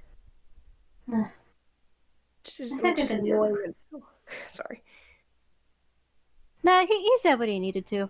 As he just settles in, he doesn't leave the nest to go back to the treehouse just yet. He just stays there with the dinner critters, so you two are still hidden outside as a flash of lightning nearly startles you. Mad Lad looks at Bow Tyke and motions for them to climb down the tree. Okay. I was gonna say earlier, he said, like, as long as they're not cryptic, and I'm like, being cryptic is annoying in itself. You're not wrong. Now, thankfully, spider climb is concentration for an hour, so you were fine. And I will say, even though this session is more than an hour, the conversation did not take more than an hour. So you still have spider climb going, so you're able to just move down. I will say, you probably do need to actually carry Bow Tyke down a bit, because climbing down is a bit more of a task, considering how slippery it is now. Yeah. Do you want me to roll athletics then? Or sure. I roll something? Oh, sorry. Nah, you're good, Blue. You don't have to roll anything. This is a Winona check. 1 second. Damn, that's another nat 20. Nice. Yeah, you just sweep Bow Tyke up, fireman style. Okay, why not? Yeah, Mad Lad, it gives a little face of, I'm sorry if this is a little bit uncomfortable, but this is the easiest way for me. No, don't do it. It's fine. And Mad Lad just climbs down the tree and starts walking towards starts sneaking away, making sure Roguefort doesn't hear them leaving. I'm gonna roll the perception check, by the way. He still rolls with disadvantage, but he still has a +8, so. Oh boy. Because you will still need to... Actually, you are gonna need to re-roll me one more stealth check. for your exit. So both of you, stealth check. All right. right. Let's see here. I would like to showcase the perfect balance that was shown in his 2d20, by the way. In that his first was a nat 1 and his second was a nat 20. Oh boy. Dang, and Rad Lad even rolled well this time. Gaining a 22. Let's see. Stealth is a 2. Trying to figure out what I'm rolling. It's been a hot minute. I'll say the 22 compensates for your 12, but even a 12 beats Roguefort's 9. So, Roguefort's too busy just taking comfort from the dinner critters and overthinking, like, what the fuck could she have made that would kill a Jabberwock and then send it my way? What the fuck did she make from me? And you two, skedaddle. You just sneak on off. So, yeah. I assume you hurry back to the treehouse so you're not caught anymore in the pouring rain. Mad Lad is going to do that eventually, but he is going to survival a little bit, find a dry space for them, just like in between the treehouse and in Roguefort's little house, because he wants to be alone with Bow Tyke a bit to talk to them about this. Yeah. All right. What the? I have so many questions right now. I don't know everything, so you're gonna have to fill in some blanks here. Okay. Yeah. Because I assume Mad Lad finds a dry spot and roll me the d20. Right. Oh, sorry. No, not you, Blue. Mad Lad. Ooh, good. That's a good survival roll. That is going to be. That's going to be a 24. Okay, good. You don't get lost. Yeah, you managed to find a nice. You think at one point it was probably a fox den. Yeah. But at this point, either the foxes have left for a different den, or the foxes, they've either left hunting, they've left to go to a different den, or they're just dead. You don't know, but the point is, it doesn't smell like fox piss, so you could sit there, sure. Yeah, Mad Lad just sighs. Okay, I think we're okay now to speak. Okay, and Swiper's like, okay, because I also have a lot of questions. Okay, then I can't give you all the answers, but I can say Roguefort, unfortunately, has some people watching out over him, as you saw that. Okay, before now, I thought all of them were bad, like all the hags were bad. I assumed that you sort of got the feeling that they were hags too, because you're magic-y, but I don't want to. Yeah, they're dusk hags. Me and my sister. If you would like, sorry, you first. Me and my sister used to talk about, tell stories about them. They're just they can see into the future. They're cryptic and they enjoy messing with people. I mean, not all of them probably, but most of them. It's. I don't want to stereotype. Would you like the full re-explanation of the dusk hag? Yeah. They see visions of the future and prophecies by means of their dreams, and are able to influence the dreams of others with their magic, whether it's giving them visions or giving them nightmares. They are usually well sought after by all kinds of figures for their information, but usually what people learn from them tends to cause them more pain than joy, however honest it is. And most dusk hags will usually find a way to twist the information or the situation to their advantage, even still giving them the information. Which makes sense. Dusk hags are kind of an in-between line with Fae and some fiendish association, so, that tracks. Yeah, so basically, they give people nightmares, they can see into the future, and, yeah, it's a lot. But here's the thing. I saw the look on that dusk hag, at least one of them. I don't know if the others are dusk hags in particular, but at least we know one of them is. But she seems genuine that she wants to help. So, however, that's weird, covens of hags have to work together, otherwise things fall apart. Why is she conspiring against her coven mates? I guess the same reason everyone else conspires. They want more power, right? Take out the other two and you already had honcho, right? Possibly, but they've been settled into the food court for a long, long time now. What's tipping the scales? Batilda, say, Bunny, as the hag called her, is usually in charge, but I don't know. I will give one more thing, since Bow Tyke, you did have the nat 20 on Dusk Hags earlier. You at least know a little of what Madeline is talking about. There is one other thing. The other reason it's weird for her to be conspiring against her coven mates is the three hags are stronger together, quite literally, in that above board, their stat blocks spike up when it's actually a coven as opposed to an individual hag. Meaning that conspiring against the other two hags would deliberately weaken one of the hags. Normally, it's a stupid fucking move, but sometimes hags get stupid. Alright. So both of you would know that, actually. Both of you would know that, but still. Yeah. I honestly don't know why they're going through this play. But do we do anything about this? Like, should we go talk to him and ask him if he's cool? No, he would... Yeah. No. Roguefort's already angry that I know this information. He doesn't want this getting out to anyone else because that could put you in really big danger, which I'm guessing it probably already has, and I'm very sorry.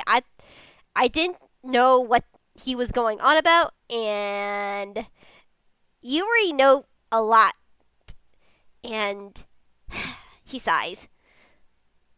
Fine, honestly. I just came back from this vault trip actually, I think it was my first one. It was not fun and the slightest.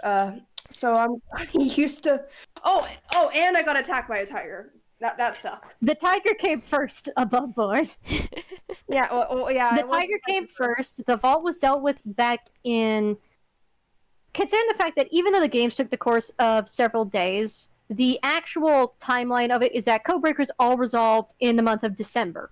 And by the time of this FPS, it is now the month of June in world. So it has been several months since then.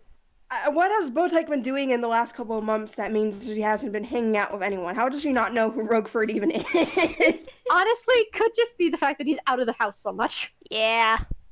She doesn't know anyone, though. Wow. You can also just rationalize that she's probably met some of the others by now. Maybe briefly. Not everything needs explained. Yeah. Not everything needs explained. Mm-hmm. Yeah, but now that it's just though I do appreciate your insight on these dusk hags, and these two people, I know Roguefort's more hung up on what they are, but Bella specifically said who, not what. Yeah, it has to be people, right? Yeah, I'm guessing maybe they did some rebaking with his parts, but they added, the people came first, but they added to the people to make them stronger. At least that's what my first gut feeling is. I'll give you one thing. If you want to try and rationalize it out, you can choose one of two checks. All right. You can either choose basic intelligence because she actually said what it was earlier in the conversation. Or two, you can try and roll Arcana to figure it out if you think you didn't hear it. I can try Arcana, maybe. I can do intelligence. Alright, let's see if you remember what she said, because she actually said what they were in the combo. Nat 20 again! 3 times in a row! Woo! Please. Give me some... God bless both. You have good rolls when it comes to hags. Anything else is just... And that is also a nat 20 on my notice part. So, woo! Bow Tyke, I will say, even on just a 4+1 for a 5, hags have magic. And, it makes sense if they just, chimera-sized people or like experimented on people, but it also sounds a little weird for hags. But you've heard stories, but hag stories are as varied as like stories of traditional storybook witches, because that's what they are usually. Yeah. But like, it could be anything really. Mad Lad, as you're trying to think this through, you remember something. The first thing was she said she baked them in batches. The second thing is she called them cookies. They are Cookie run? cookies? No. Really? They're How can cookies. They said she came to batches and she had to bake them. I don't know how it works, but Bow Tyke's just trying to imagine a Jabberwocky like fighting two cookies like gingerbread people when she's just sitting there like no way. look, Mad Lad puts hands on her shoulders like, this is the food court. There was even a story I heard about long ago about a gingerbread man. Whether they're made of gingerbread or not would be funny if they were actually gingerbread. Also, there is a cookie person in EGAD. Oh god. I keep forgetting there is, but yeah. They have to be at least like big cookie people though. There's no way like tiny little gingerbread men fought a Jabberwocky and I'm sorry. Which is fair. But Mad Lad sort of nods like they're cookies. Which is on par with their aesthetic, but still very interesting. And do you think Oh, go ahead, sorry. In actually thinking about it. Okay, but like I have a question. What, Swiper? Do you think they're ginger snap cookies or are they... not the time. We're not debating on what type of cookie they are. We'll figure it out. We'll find out when they actually come. But it's just weird. I'm still hung up on the fact that Bella is like subtly, but also kind of obviously trying to help Roguefort in a way. And again, that's not what covens should do. They're weaker separate.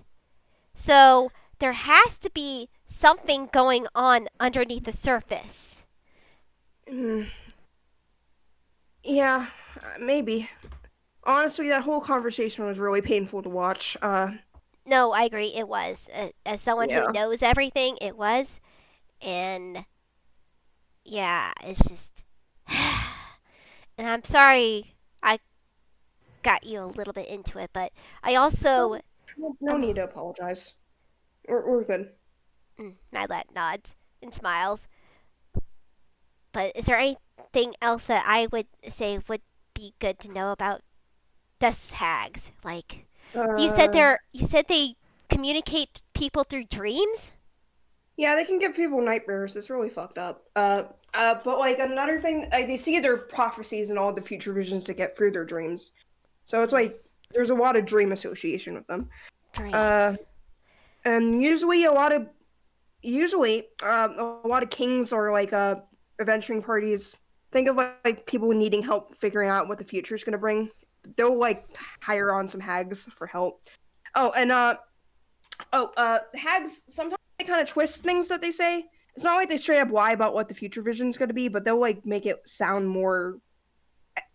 They'll make it sound whatever like benefits them more. And usually, once you get your vision from them, it usually ends up sucking even worse. Like it's.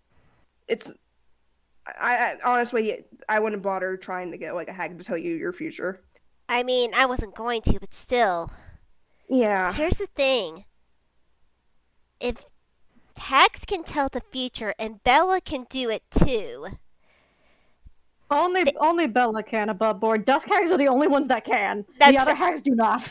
Wait, yes. I say if Bella is because it makes it sound like Bella is the only dust hag in that coven, at least.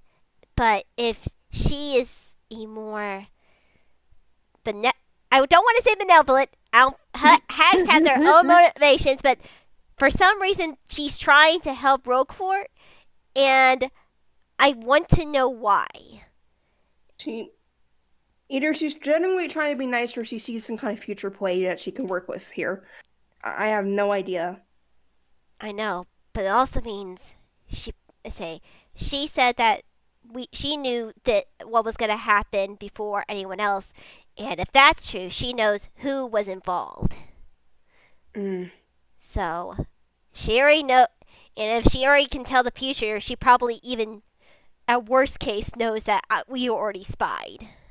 I'm imagining as you say that, just like as you're saying she probably knows who did it, there's like a brief flashback to the fight with the Ettercaps, to you with your big gun firing off at one of the Ettercaps. That flash moment, you can actually see in the dark almost this silhouette of the pulled back hair, horns, the candlelight eyes in the dark. I'm just imagining it's ominous only because you're describing it that way. Yeah. Okay, so she already knows that we're here, or we were there. That's kind of not good in the slightest. But she wants to help Roguefort, and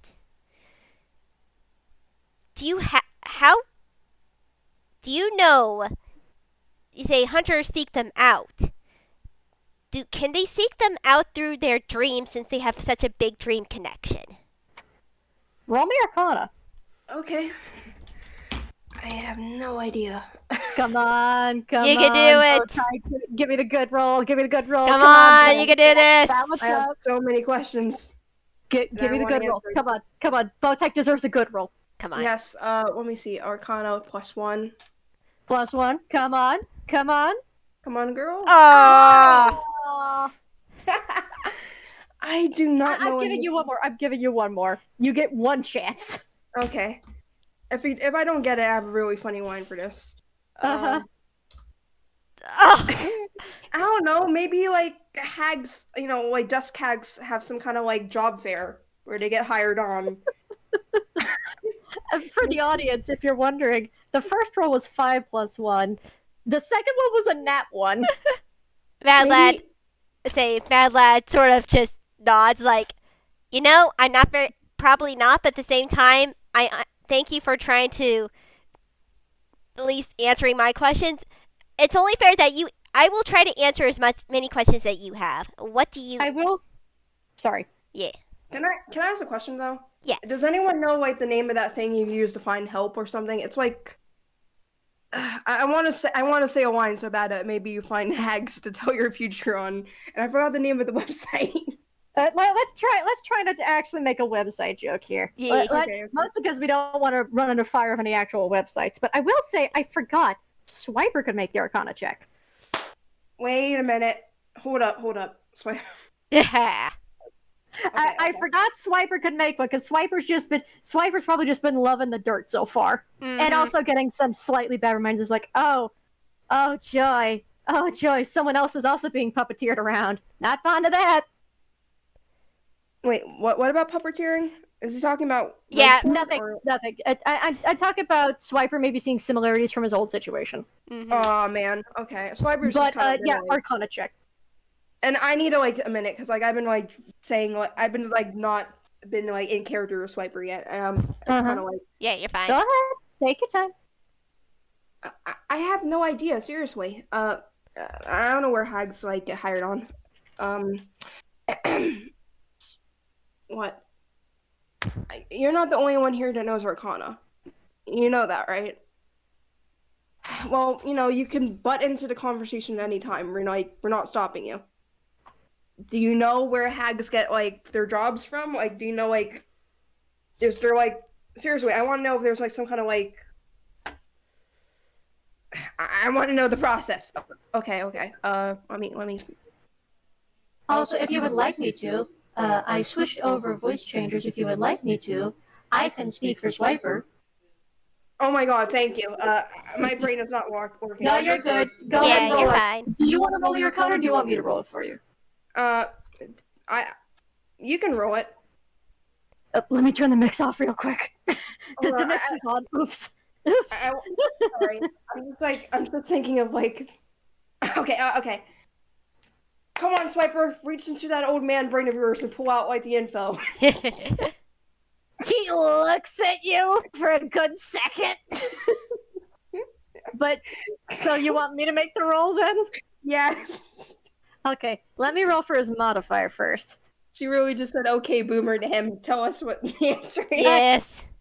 I'll give him a +4 then. You motherfucker. I'm giving you one more. God, the dice are just bullying us today. Right now. Bow Tyke got 2, so yeah, no. Unfortunately, Swiper, he about confidently just offers. Well, it's quite obvious you leave a tooth under your pillow, and they'll be able to make you in your dream to collect the tooth. That's a different. I accidentally threw off my headphones. That lad's just like, that's a different fairy altogether. That's the tooth fairy, you boomer.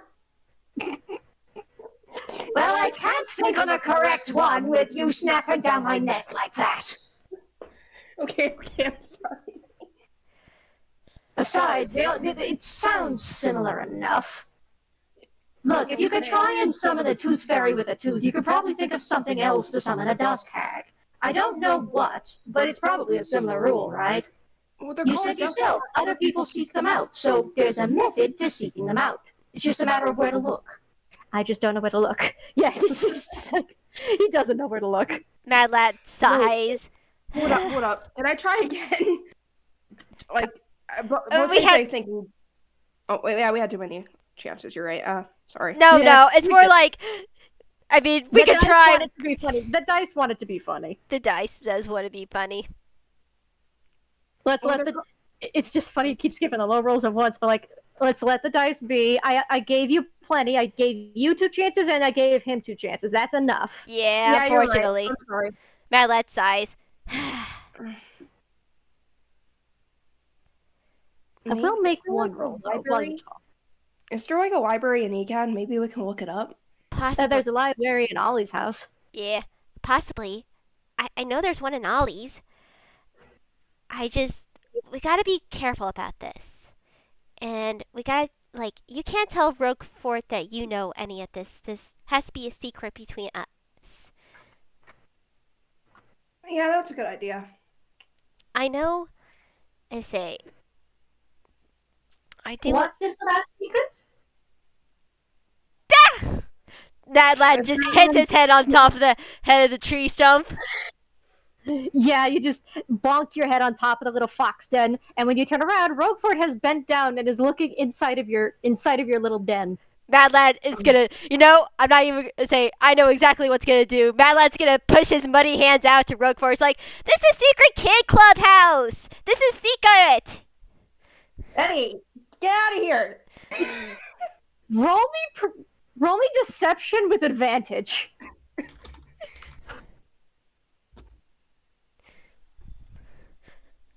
I feel so bad for calling Swiper a boomer earlier. He would be a boomer. You're right. He would be a boomer. Not sure if he'd be a boomer or millennial, actually, but mostly. We'll go boomer for the joke. Anyway. Hating it. All right. One of you rolls deception with advantage. I got 14 for my advantage. Man. Which equals to 18 in total. Then Bow Tyke, you can roll one more since you have advantage, so that's one more d20 plus your 2. Come on. Advantage is the opposite of disadvantage. Yeah. You make 2 rolls, but you take the higher one. Oh, wow. You want a 7 or a 7?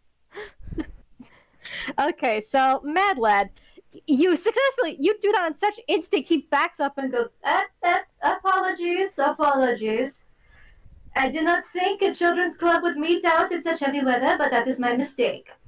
Are you sure you're alright? You don't need anything to keep you warm? No, we're fine. Thank you, though, Roguefort. Of course, just remember, you could always keep yourself warm by heading back to Ollie's place. I know, but... I know, we're gonna head back soon.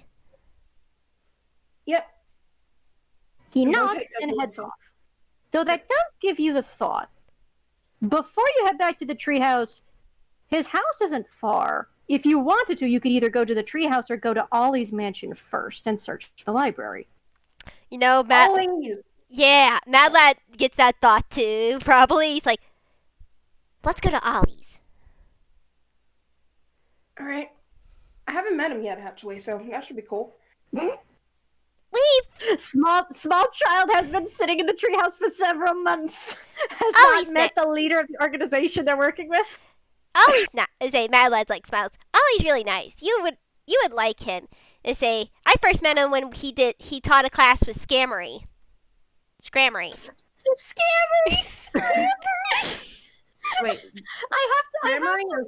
I have to write that down. Hang on.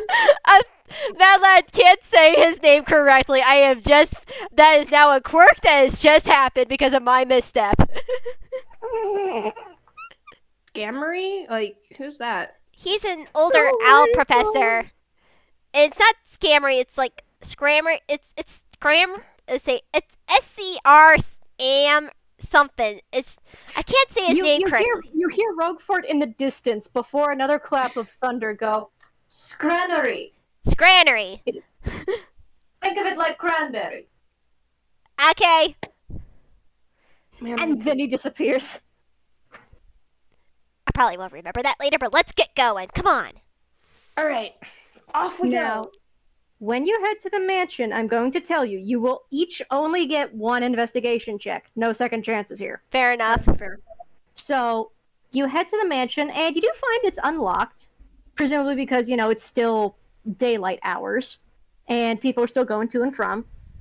You find some guildmates relaxing in the mansion, presumably because it's bigger and drier than the treehouse, and it has a few more amenities than the treehouse. Mm-hmm. But not all of them necessarily. You don't know if Ollie's in at the moment or not. He's probably not. But you do note that the library's on the next floor, so you head on up the stairs, and yeah, you find his fuck-off big library. It's a huge space that takes up almost this entire side section of this floor of the mansion. Full of shelves from floor to ceiling stacked with books that are all free of dust, mind you. With step ladders, sliding ladders, desks, tables, couches, any number of things. This is a very nice, relaxing space. Who wants to search first? Got it. Go for it. All right, Mad Lad first. All right. Let's see what the boy gets. One investigation check. One search check. You gotta be kidding me. I'm taking a picture of this to confirm it because Is it another nat 20? it's a nat 20. It's a sheriff star nat 20, and I'll post it because Oh my god. I want to give Bow Tyke the chance, so Bow Tyke will roll investigation next. We'll still have the photo of your. I want to give Bow Tyke a chance too. It's okay. I mean, thank you. Yeah, just let's see what you roll. If it's another low roll, I'm going to feel so bad. Aubrey is just bullying you now. They said you were having too many good rules before, and now it said nope. Just like, yes, you'll know about hags and nothing else. You drank mud earlier, so as a consequence, low rolls. So that's how Gets distracted by the comic books. Yeah, Aldi's got a good section on comic books. Honestly, you're just zoned out reading those. Swiper is also zoned out reading those. He tried to be better at helping, but he found one that is a really nice mystery novel. He's been nose deep in that. Mad Lad, of course, you see them distracted and decide, I don't want to interrupt their fun. It's fine. Yeah, yeah, it's nice. Comic books are awesome. He approves of comic books. Good. Mm-hmm. Stress relief, just distraction from what the fuck you just overheard.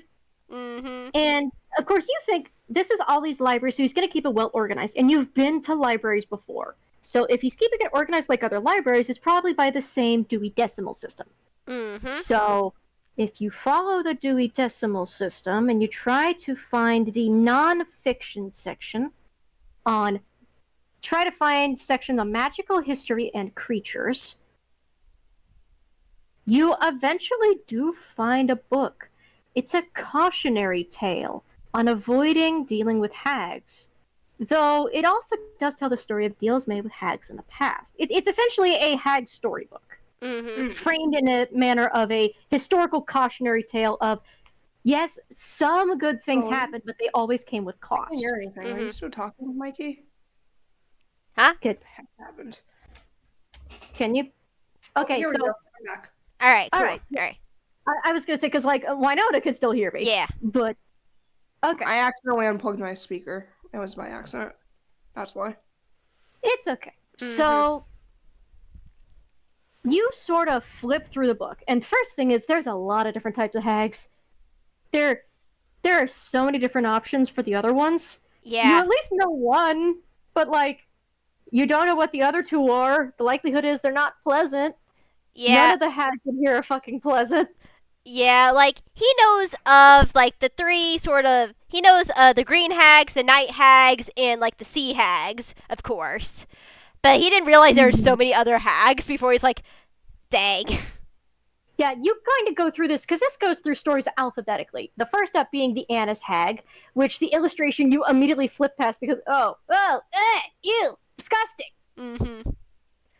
And they are incredibly violent and cruel and deceptive, trying to be kind to children. You don't think that fits the description, but you also don't know the other two. The Buer hags live in wintry lands favoring snowy mountains and always look like they've died of frostbite. They have some of the longest limbs and longest fingers, and they also love being especially cruel to their victims, because if someone tries to attack them and they kill somebody, they'll eat them in front of the others to scare them into madness. Yeah, not good. Then you find the Dusk Hag section, which is fairly early on in the book under the D section. Dusk Hags more superficially resemble gnarled crones with this usually shriveled orange skin, tangled gray hair, and eyes that burn like coals. Though the one that you saw firstly looked significantly younger, which you can assume was because of the successful beauty thing, or you're not sure what it is. This one looked a lot younger. A lot younger and a lot prettier too. But also pretty in a way that one of the things you do know is that hags are normally feminine. That's not to say they're all ladies, but they're normally feminine. This hag, even though Roguefort addressed her as auntie, she didn't look as feminine as other hags you knew. She looked like a sort of weird thread line between, but you're not sure if that's because of the way she looked young or what. But you do find a section on them, and let me take a sip of water before you continue, because I assume you just bring the book directly over to the other two while they're reading their books. Yep. Oh, you found it? Cool. Yeah, I found it. It has a whole library. It has a whole, like, every hag, pretty much, is in this book. Oh, nice. He's got the good stuff here. Yeah. It's more in the tales of, like, historical caution tales, but still, it gives good information. Yeah. Okay, so give me just a moment to actually pull the thing up for you. So you're gonna hopefully, well, not hopefully, but you're probably gonna hear some typing noises. No, you're fine.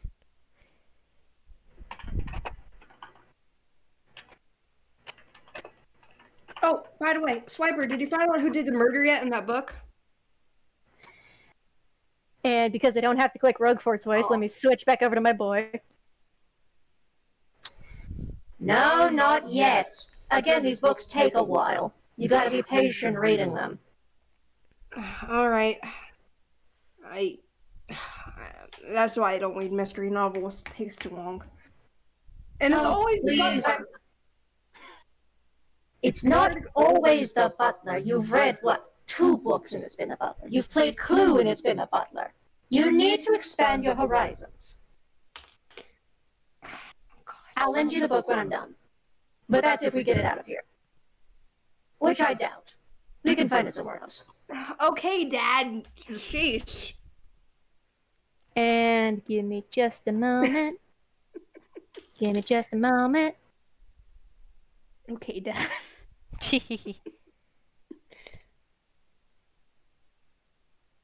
I would like...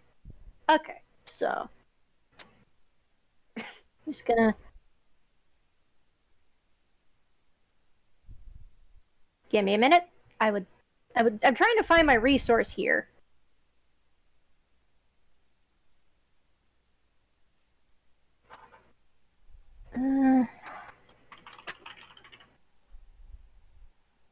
No result. I find that hard to believe. Hang on.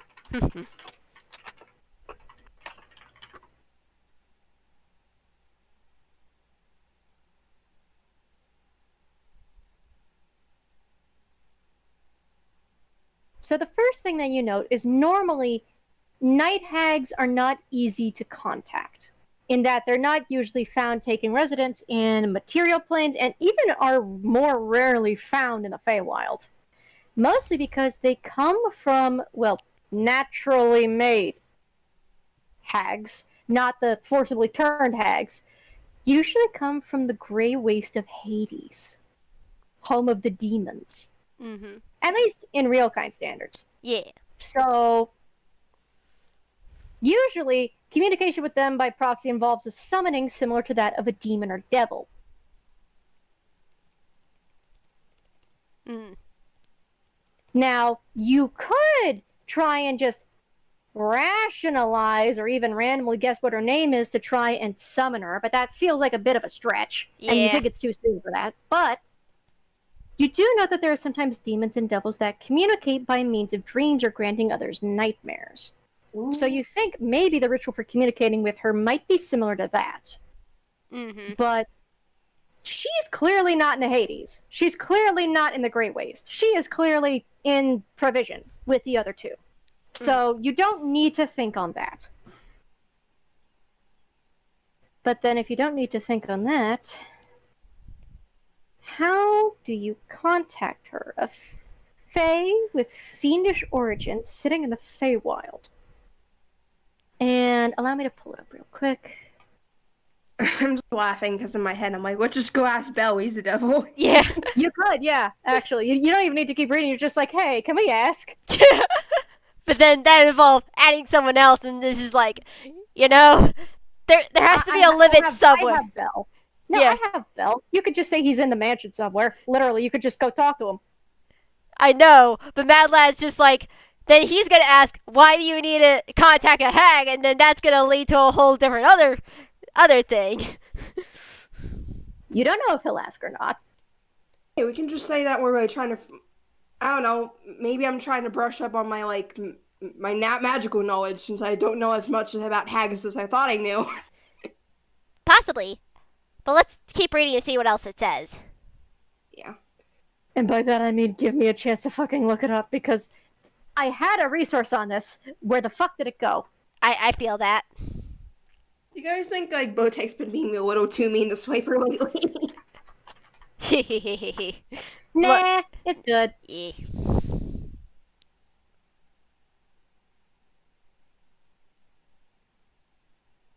That's not what I'm looking for.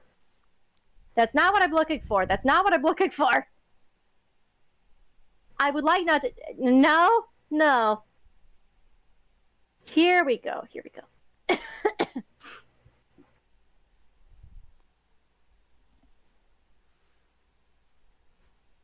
You do kind of have the proxy from this book that dusk hags are less common than the others. And this is what leads to them being a little more infamous. In the fact that usually, because they're so uncommon, people will run into the same night hags for the sake of their dreams.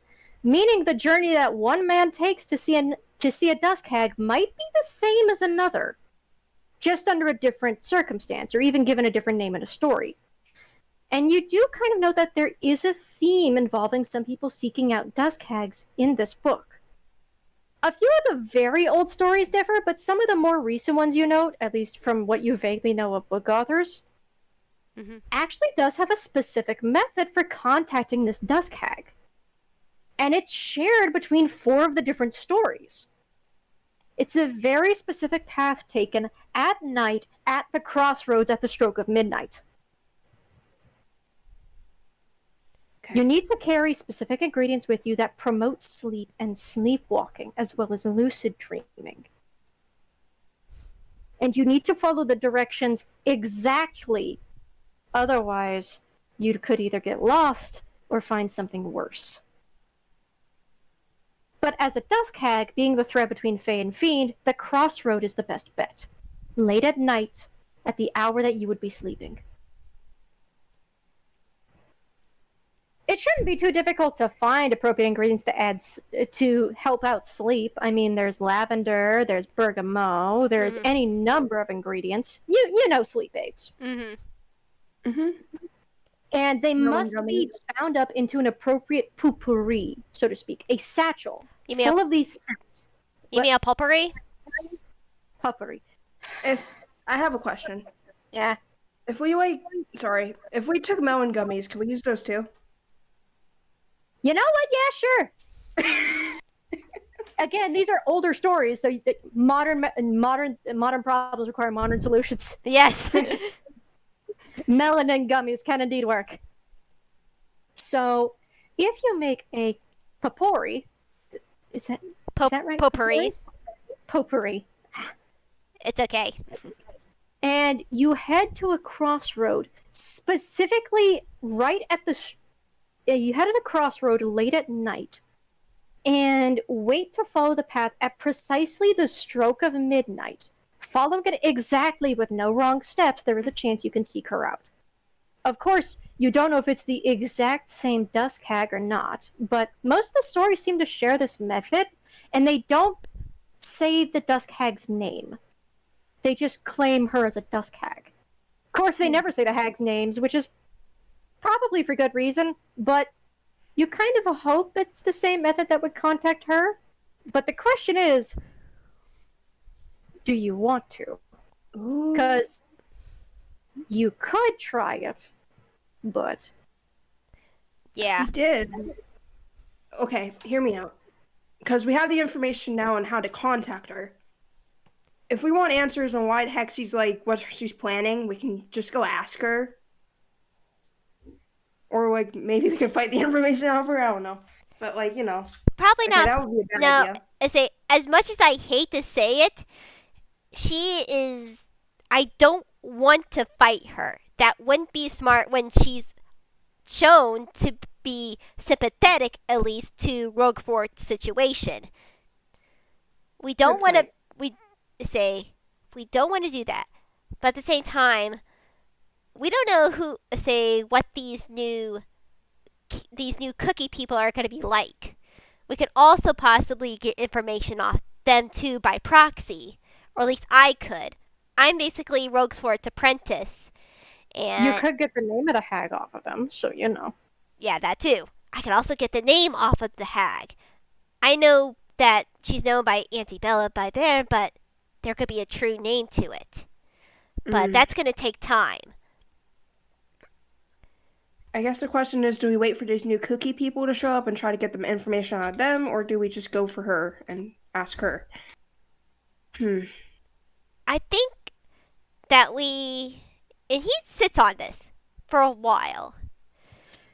I think... Yeah, because on the one hand, yeah, you could risk the biscuit and go after her now, just say fuck it, even though you only have part of a name, because how many dusk hags are named Bella, honestly? But on the other, if you fuck around and you mess up, you don't know what you'll invoke next, and you don't want to think about it. Yeah, exactly. And Mad Lad is now to the point in his character that he sees this. He's just like, we don't have the full name, and it could possibly be worse if we basically peck around and find out. Okay, but there's also a chance that the cookie people won't know the information we want. How many people tell their henchmen the actual plans they have? No. No, they wouldn't have the full information. Of course, they're henchmen, but at least they would possibly know Bella's true name, and that's the information that we need. Good point. And then we could do yeah, okay. Yeah. I feel like, and like she said, and like Bella said, she sort of tried to say, hey, maybe warm up to these cookie people because they could possibly help in the future. But, I mean, don't get too comfy because, well, they're also working for them. We don't know their ulterior motions, but at the same time, I feel like gaining their trust a bit in mutual, like we mutually, like, something's off, and they're, at least since they're made by Bella, they're partially against the other two things, and that's what's going, and that's one of the things that we can at least trust them partially. Like, take things with a grain of salt, but we can at least see, at least if they tell us information, we could possibly trust them. Yeah. Because the enemy of my enemy is my friend, sort of thing. Even though we shouldn't consider this hag as a friend, but now I'm getting into, like, details that are not exactly important, you know? Yeah. I don't know. She got a little bit mixed up on the enemy part of the friend. Yeah, Calling a hag a friend is a stretch, but it's a start. No, it's more like, it's like he likes using sayings. And that's like the one saying he sort of knows. He's just like, they're not friends, but at the same time, they're not against us, and that's the main thing. She is not against us right now, and we need to take advantage of that. Do we really want to wait that long, though? Can we? I'm going to be right back. You two can keep right on talking. I'll be back. 2 days. Like, that actually isn't that long. 2 days isn't that long. I feel like we should at least, like, even though she made a good point of, like, we shouldn't be, it's good to take risks, but we shouldn't be reckless.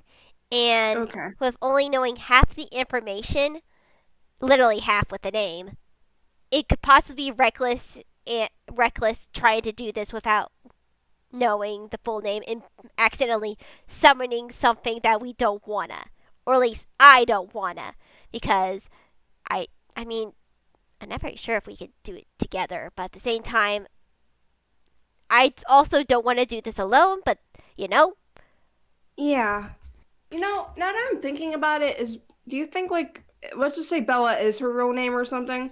Do you think that's, like, a trend now? Like, every single hag baby is named Bella nowadays? No, the other two's names are way different. And they're probably different hags, so probably not, but at the same time, That's why I was thinking of that. It's just, I don't know. Is it like that one time where everyone was naming their kid Brittany? I don't know. Dusk hags are rare, as they say. This could be the same hag. Yeah, so that too. Yeah. Like, I don't know. Maybe if we read up more on these. I think we need. Yeah, I'd say we wait. I say we wait. And scope things out. Okay. Also, you can't tell Roguefort that you know, but I say Kaylin and Sue are the other two who were in the hunting party that knows of this information. Don't tell them straight up yet that you know this information, because I don't want you to accidentally get in danger. Okay. Do you want to, like... Well, you want to go to, like, a snack or something after this? I'm kind of hungry. That mud did nothing for me, honestly. That was bad. I respect you for eating mud, and I need to show you to an abandoned candy factory that everything, even the ground, is made of, like, candy. But for right now, let's go get ice cream.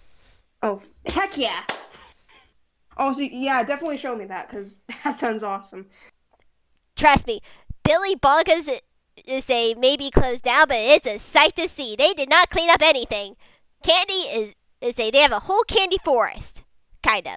The trees are knocked out, but the ground is made out of chocolate, and so is the river. Wouldn't it go bad, though, after a while? I've been eating it, and I'm fine. I respect you for that. And I respect you for eating dirt. Come on, let's get some ice cream. All right. And I guess I mean, I think we should wait for like Mikey to come back. Yeah, though. let's wait for Mikey to come back. But yes, the two will get ice cream, and everything will be good. Everything will be good. And I also want to probably say that Mad Lad also makes say if they need to talk about this sort of stuff again, they now have sort of their sort of secret base. He's like, Mad Lad can whisper to Bow Tyke. He's like, hey, I need to talk to you something. Meet me at the foxhole. Yep. And I feel like I've been like rattling this in my head for a bit, but I kind of want to cheer up Roguefort a little bit. Maybe we should grab him ice cream too. I say he seems to be back. I think he may be back still at his house, but yeah. Basically, the kids are gonna go get ice cream now. They sort of resolved it. They now sort of have a secret code. It's like if they need to talk about this more, they're gonna say, "Hey, let's go to the foxhole." Yep. And we made the decision to like maybe wait 2 days for the cookie people. Yeah, we're gonna wait. We're gonna All wait. right. We're gonna wait for right now. All right, that means we'll come back for you at a later point.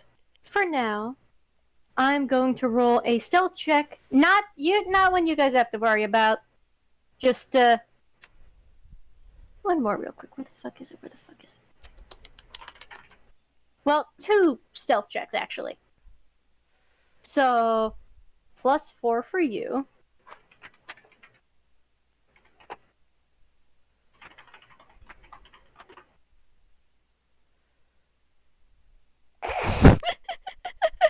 Okay.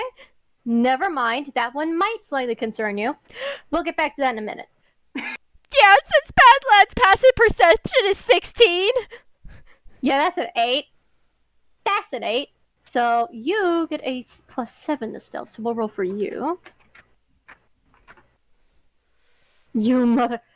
Okay, I really wish you didn't roll low, because now I have to pull up someone else's sheet real quick. This is the one that's unrelated to you guys, so. Okay. Yeah. Okay. So, as you're talking this over, you do see something. And it's not in Bow Tyke's shadow, because Bow Tyke's shadow is Swiper.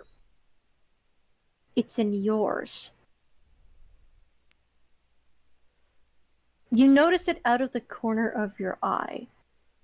But before I describe it, let me ask, what are you doing with your body gestures at the moment? How are you moving? How is Mad Lad moving? If they're about to say, Mad Lad is just, it depends on where they are. If they're still in the library, he was probably sitting down like cross-legged, probably leaning to the side a little bit for the book to show like Bow Tyke. If they're walking, they're just like walking normally. Maybe shadow against the wall. Well, if you're about to go and get ice cream, you notice something. As you turn, and you kind of think almost you didn't see it. Would you like to roll stealth to see if you can hide the look that you give? Yes. Roll me stealth, boy. Wait, wouldn't that be deception? No, this is... Yeah, actually, you're right. Deception. I was gonna say. It took a second. My brain was like... In fairness, I woke up at noon today. My brain has been buffering for a few hours. Yeah, mine too, honestly. You know, that this sort of makes sense. Mad Lad had an inkling before, so now that he recognized something, that's only 11. Let me roll an insight for the thing.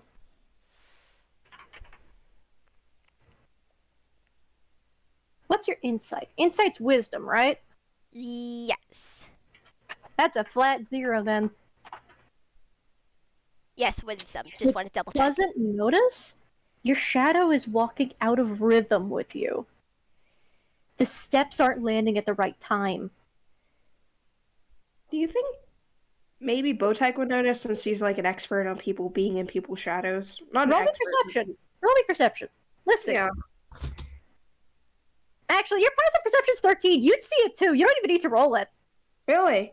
Okay. Yeah. Because you said 10 plus your proficiency modifier, that's 13. Yeah. So, yeah, you both notice that Madlad's shadow is walking at a rhythm. It's almost like it's lagging. That's not normal. Do you have like a shadow buddy too, or? Mad Lad is with his 11 sees this and like he's already reaching in his pocket. And I need to roll a hammer space. Mm-hmm. Now, Bow Tyke has made the mistake of saying that out loud. Yeah, and that's why this is gonna be a reaction because he makes it. Because Mad Lad's gonna take his starlight pendant and cast dancing lights to reveal the shadow. Yeah, because consider you stopped to turn to look at your shadow, but you hit it. The shadow didn't notice. So for a split second, did you stop walking or did you keep walking? It's almost like a skip of a beat to him. Uh-huh. It's like a slightly off step of a walk. Like it's a pause for in mid walk, you should say. Yeah, but then the shadow did not have that pause because it didn't notice. Yeah. But as Bow Tyke says that, and you had been subtly turned, so the shadow had sort of subconsciously mirrored you, so it looked like the shadow was looking at you. Then you see that slight, ever so slight definition to the face. Well, lack thereof. In that it would more so imitate the ridges to the eye sockets and the nose cavity where your skull would be. And you're gonna do dancing lights? He's gonna cast dancing lights because, like, Bow Tyke has already said it, and he's afraid this thing is gonna book it. And so he wants to see what he's exactly dealing with. I'm sorry. No. It's okay. It's good for plot. No. Mad Lad was gonna make this apparent already. He was just gonna try to do it more stealthily and try to catch the thing off guard. So, you cast dancing lights, and I'm gonna need both of you to roll initiative now. Alright. Alrighty. Because you have now officially startled the shadow. That's like a d20, right, for initiative? That is a d20 plus your dexterity modifier. Right, Yep. right. Alright. Dexterity. So that'd be 13 plus 4. Plus 2. 17. Because you're correct. It's gonna fucking book it. Okay, so top to bottom, Bow Tyke. Initiative. Oh, I thought I rolled that. Tell me the initiative. Oh, 5. I'm sorry. It's okay. Mad Lad. 17. Cool. Let me roll for the shadow real quick. Let me roll for your little agent over here. So, 1d20 plus 2. Okay. I need to check something. 16! Woo! Okay, so Madlad's gonna be first. You've caught the shadow by surprise, so the shadow's first turn is gonna be passed for surprise, and Bow Tyke's gonna go last. So, Mad Lad, you're up first. You watch as the shadow cringes, and you don't necessarily hear it shriek, but the way the body moves makes it feel like there would have been a shriek, or a hiss at least. It's a clear gesture of revulsion of, no! No, yeah, it's just like, he's not very sure if this thing can speak, but if it did, there would have been a noise.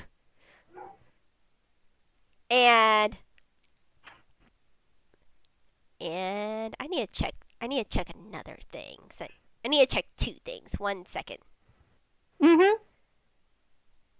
Okay, he does have that. Just want to make sure in his hammer space, because I have a custom hammer space for Mad Lad, and he has 1 thing. And I need to check something with Red really quickly, because that's not the information that I need.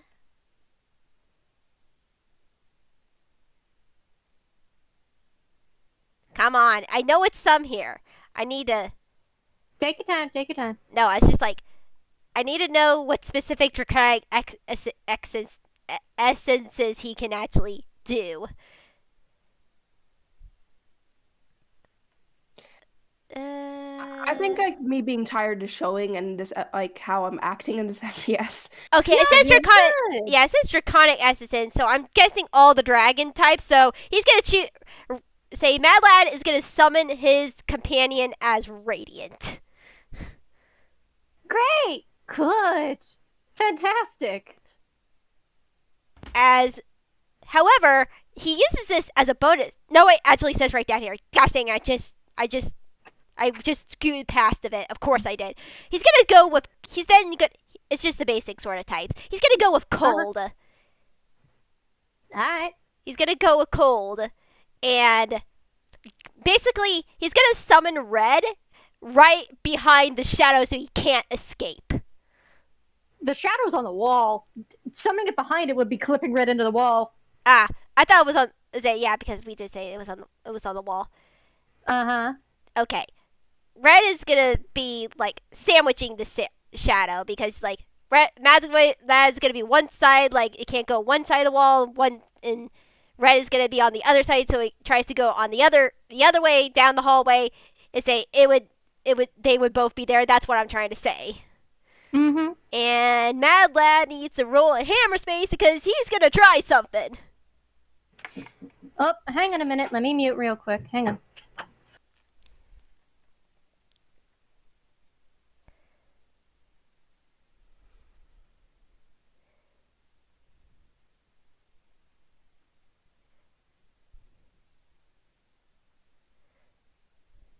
I am back with chicken nugget. That's fair. Though I probably should ask if I could do this because Mad Lad successfully can do this if he could. Because he rolled fine on his fumble charm. He wants to try to put the shadow in a bottle. Uh-huh. Can he try to put the shadow in a bottle? Oh! Well, hang on a minute.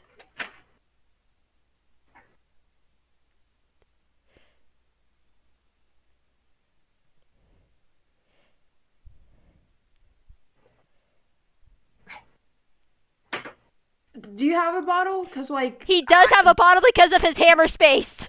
Oh, I was gonna say Bow Tyke could hand him a bottle from her potion making. You know what? You can try. That is because he's a pirate. He has bottles for when he needs to make a message in a bottle. Okay. So what you're going to do is you're going to roll me acrobatics. Okay. And then I'm going to roll a dexterity save. All right. Is there anything I could do to add to this? I just want to make sure. No, I couldn't do anything as a bonus action. Also, is your draconic companion concentration? No. Okay. It's not concentration. It's whenever Fair his enough. hit points hit 0 after I summon him. Mhm. Okay, there's nothing I really can do other than like caress the lights. You're good. Just Yeah. acrobatics. Alrighty. Cockeyed. Alright. Not the best roll that I have ever made, but 15. 15's not bad. Now I need to roll it a dexterity save to see if it can successfully dodge that 15. So that's going to be a 1d20 plus 2.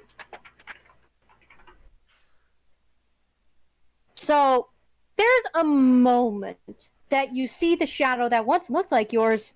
It doesn't necessarily become solid, but it becomes corporeal in a way you can see. Like, it still is on the wall, but you can kind of clearly see that it's like almost projecting itself over your shadow, so to speak. Mm-hmm. So you use the dancing lights to kind of determine where it specifically is between your shadow, the wall, and you, so that you don't miss. And in a swift motion of putting the medallion aside, you pull up the bottle and uncork it. And as the shadow is trying to turn to dash away, You just do the Dragon Ball Z sealing the evil away, and your bottle is now suddenly full of swirling, very angry black. It is violently shaking in your hand. You get the feeling if you let this thing out, it's got some either murderous or very, very flighty tendencies. Mad Lad looks at Bow Tyke and he says, word for word, I didn't think that would work. Well, it did. And also, I have a question. Why? This is our thing. And she points to her and Swiper. Like, the shadow thing. We should sue. Copyright. No, I did not know I had a shadow thing. Okay. Long story short, I thought a couple days ago, I thought I saw something in the shadows, but I thought it was, like, I knew something was there, but I did not know sure what, but I thought it sort of went away. Apparently, this thing has been tailing me since then, most likely. That's creepy. Do you think we should... Oh, we should make a mud potion with him. No. No. Sounds are fishy better. No, we're not making a mud potion with the shadow. We're going to get information out of it. All right, but maybe we could use it as a form of persuasion. Tell us the info, we're putting you in mud. As you look back at the bottle, your reflection of the bottle, the shadow imitates, making your face look like the impression of a skull in its shadow. It does not have good feelings on you right now. Look, you were the one following me. I did say, I just want to ask some questions, and then say, I just want to ask some questions. Wait, so talk before you get the mud. Sorry. Roll me persuasion. And that'll be the last thing you do for your turn, Mad Lad, is a persuasion roll. Alrighty. Because it is still initiative, mind you. It is not a removed threat. It's a 13. Alright, let me roll it a wisdom save. It gets fucking nothing to those.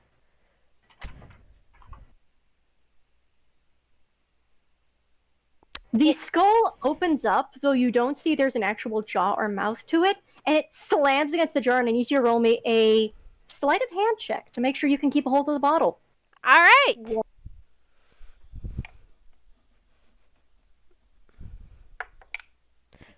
Okay, that's a 19 on the die. Plus, you can feel the way it tries to throw itself out of your hand to shatter the bottle on the ground. But, yeah, no, it is knocking around. It is not listening to you at the moment. There is just, you are feeling a more profuse knocking in this jar than in this little bottle than you expected. Because, again, it's a shadow. You kind of don't think, it shouldn't feel solid. It is trying to throw itself around like you're holding a bull in your hand. Yeah, Mad Lad's just like looks at Bow Tyke. It's like, you got any spells to help calm down something? Check. Well, you gotta wait your turn because that's the shadow's turn now. Yeah, that's fair. Okay.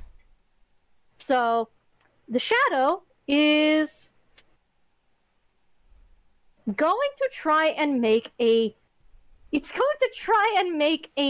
strength check.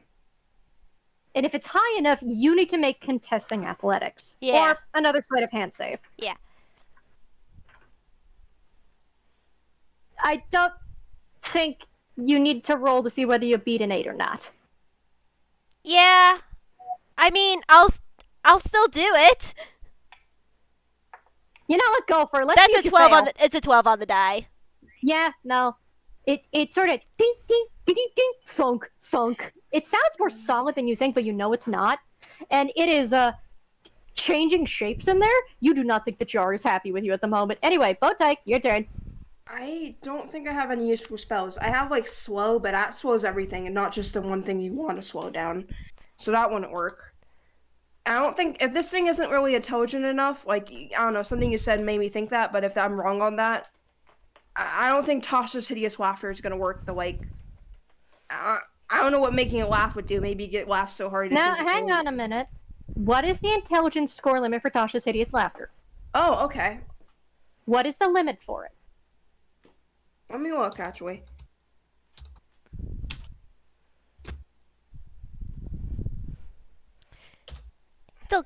Still going, but trying to. Sorry, I gotta look. Yeah, we're about to the tail end. This is the very last thing of it. A creature Alright. of an intelligence score of 4 or less isn't affected. So It would affect it. It's got an intelligence of 6. Ooh, All right. alright. Okay. These things are not smart, but they're not intended to be. All right. Well, I mean, this one isn't. The bigger one that you're not fighting would be, but not this one. Yeah. Let me look at something first. Before I do this. 1 second. Hey, babe. This game should be over pretty soon. Can you start preheating the oven? I'm not feeling great. I don't know if I have steaks in me. Okay. Do you want to get some soup then? All right. Let's see if this works. What do I roll for this? D20. For I what have to Tasha say, says, if you're not feeling good, I just would, like with bread and stuff. I would say Alright. just Tasha I says can figure laughter is out me making myself. the save. You don't roll for it. You just okay. Can I just So- make the joke then? Yeah, go ahead. Okay, so Bow Tyke, you know when you like take your 2 fingers and you point at yourself and then you point at the person like I don't trust you.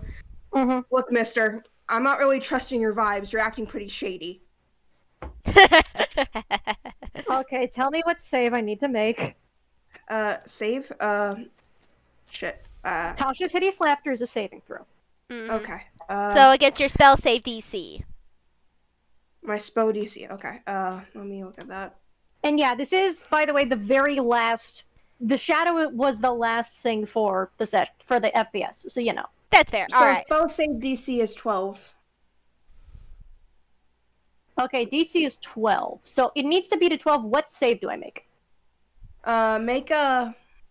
Okay. Dexterity Sorry. or whiz? Whiz. I'm guessing wisdom save. Okay. Yeah, it's whiz. And it gets fucking nothing to wisdom, so let's see. No. It's just gotta be to 12. By 1 point. There's a split second. You actually can briefly see the unamusement on the skull's on the shape of a skull before the shroud just goes blank again. It's a critic. I mean, a good try. However, Swiper actually does approach the bottle and he leans an arm on it. And he goes, "Listen, pal, we were here doing our own thing, and clearly you were here doing yours. I would personally like not to have our business intruded upon. You understand that, right? Now, I don't necessarily know how the others would feel on it. You don't seem very friendly or very sociable.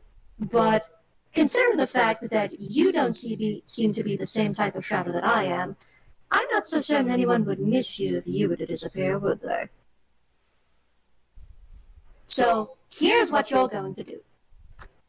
You're going to tell me, shadow to shadow, person, exactly what it is you're doing here, and exactly why it is you've been tailing this little boy, or I'm going to make it a whole lot worse. How's that?" And I need to roll an intimidation check for Swiper before your turn is over. Nice. Let me roll the modifier thing. That's a 3, so 1d20 plus 3. The The shadow looks a moment and what? I say, can Nadlad like look at angry at the thing like he would do it? He would probably destroy the thing. He'd give the help action to give advantage. I'll say this once, yeah, you would have to do that on your turn, but yeah, I'll say for the sake of, yeah, I'll say it here for funnies. 19. It needs to pass a 19 on a wisdom save.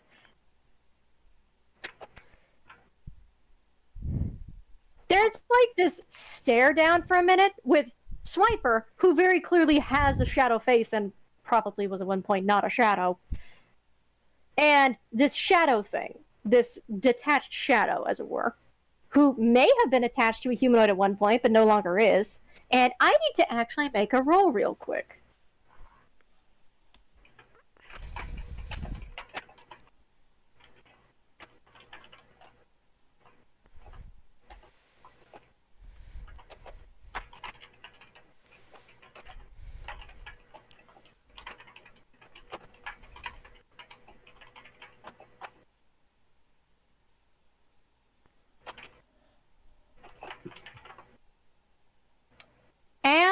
a moment passes, and the shadow in the bottle shrinks. It starts swirling about, and you can kind of... Matt, roll me perception, actually. All right. You're the one that's holding the bottle. I'm holding the perception. bottle. I can't read that. Okay. Yes, I'm dice. Unfortunately, that's a 10. Well, you think maybe the shadow is talking, but you can't see if it's making anything that would talk. And I will say, even without an Arcana check, shadows are not known to speak traditionally. They are not known to understand or comprehend languages because they don't have any. But this one does seem to actually answer Swiper, and Swiper leans down and puts his, non-existent ear against the bottle. Uh-huh. Uh-huh. I see. You don't say. Well, I don't think this guild would really appreciate being spied on. Well, yes, no, I know you don't really have any other option, but I mean, you look like you were snipped from something, right? Surely if we just find a way to reattach you, you should be fine. Roll me insight, actually. And I'm gonna roll persuasion for him. Can I go for it? Yeah, Alright. both of you can go for it. Alright, insight. Alright. 1d6 for persuasion modifier, it's a +2. So bad. Okay. It's a You're 1. good, it's okay. Okay. Alright. Not the worst. Rolling a little bit low now. I got a nat 1. Yeah, Mad Light got 12. So, you can visually see the shadow has taken a shape and is explaining something, and Swiper listens for a moment. And you notice his body language actually softens a bit. He folds his arm and listens. Also, hi, hummingbird outside. Hi, Nana. Nice to see you. But eventually, he sits up and he turns to Bow Tyke. The shadow apparently serves the head chef, Granny Bunny. Oh, crap. Shit. Originally, it was tailing Roguefort, but apparently decided to attach to the boy after a particular conversation. Yeah. Mad Light just nods. He doesn't expect. However, the shadow used to be attached to someone else ages ago. And the only reason it serves the head chef is because it no longer has that body and is now stuck serving the head chef. It doesn't know if we'd have a chance of finding its body, but if we did bargain and somehow find a means to attach it, it might not have to serve the head chef. The issue is, because it is bound to the head chef's service, having been severed by a pair of scissors. Yeah. But As soon as the bottle is opened, it will be compelled to bring the information it knows back to her. And I assume you don't want that. yeah, we don't. No. Do we just attach it to someone now? Or is there someone we could...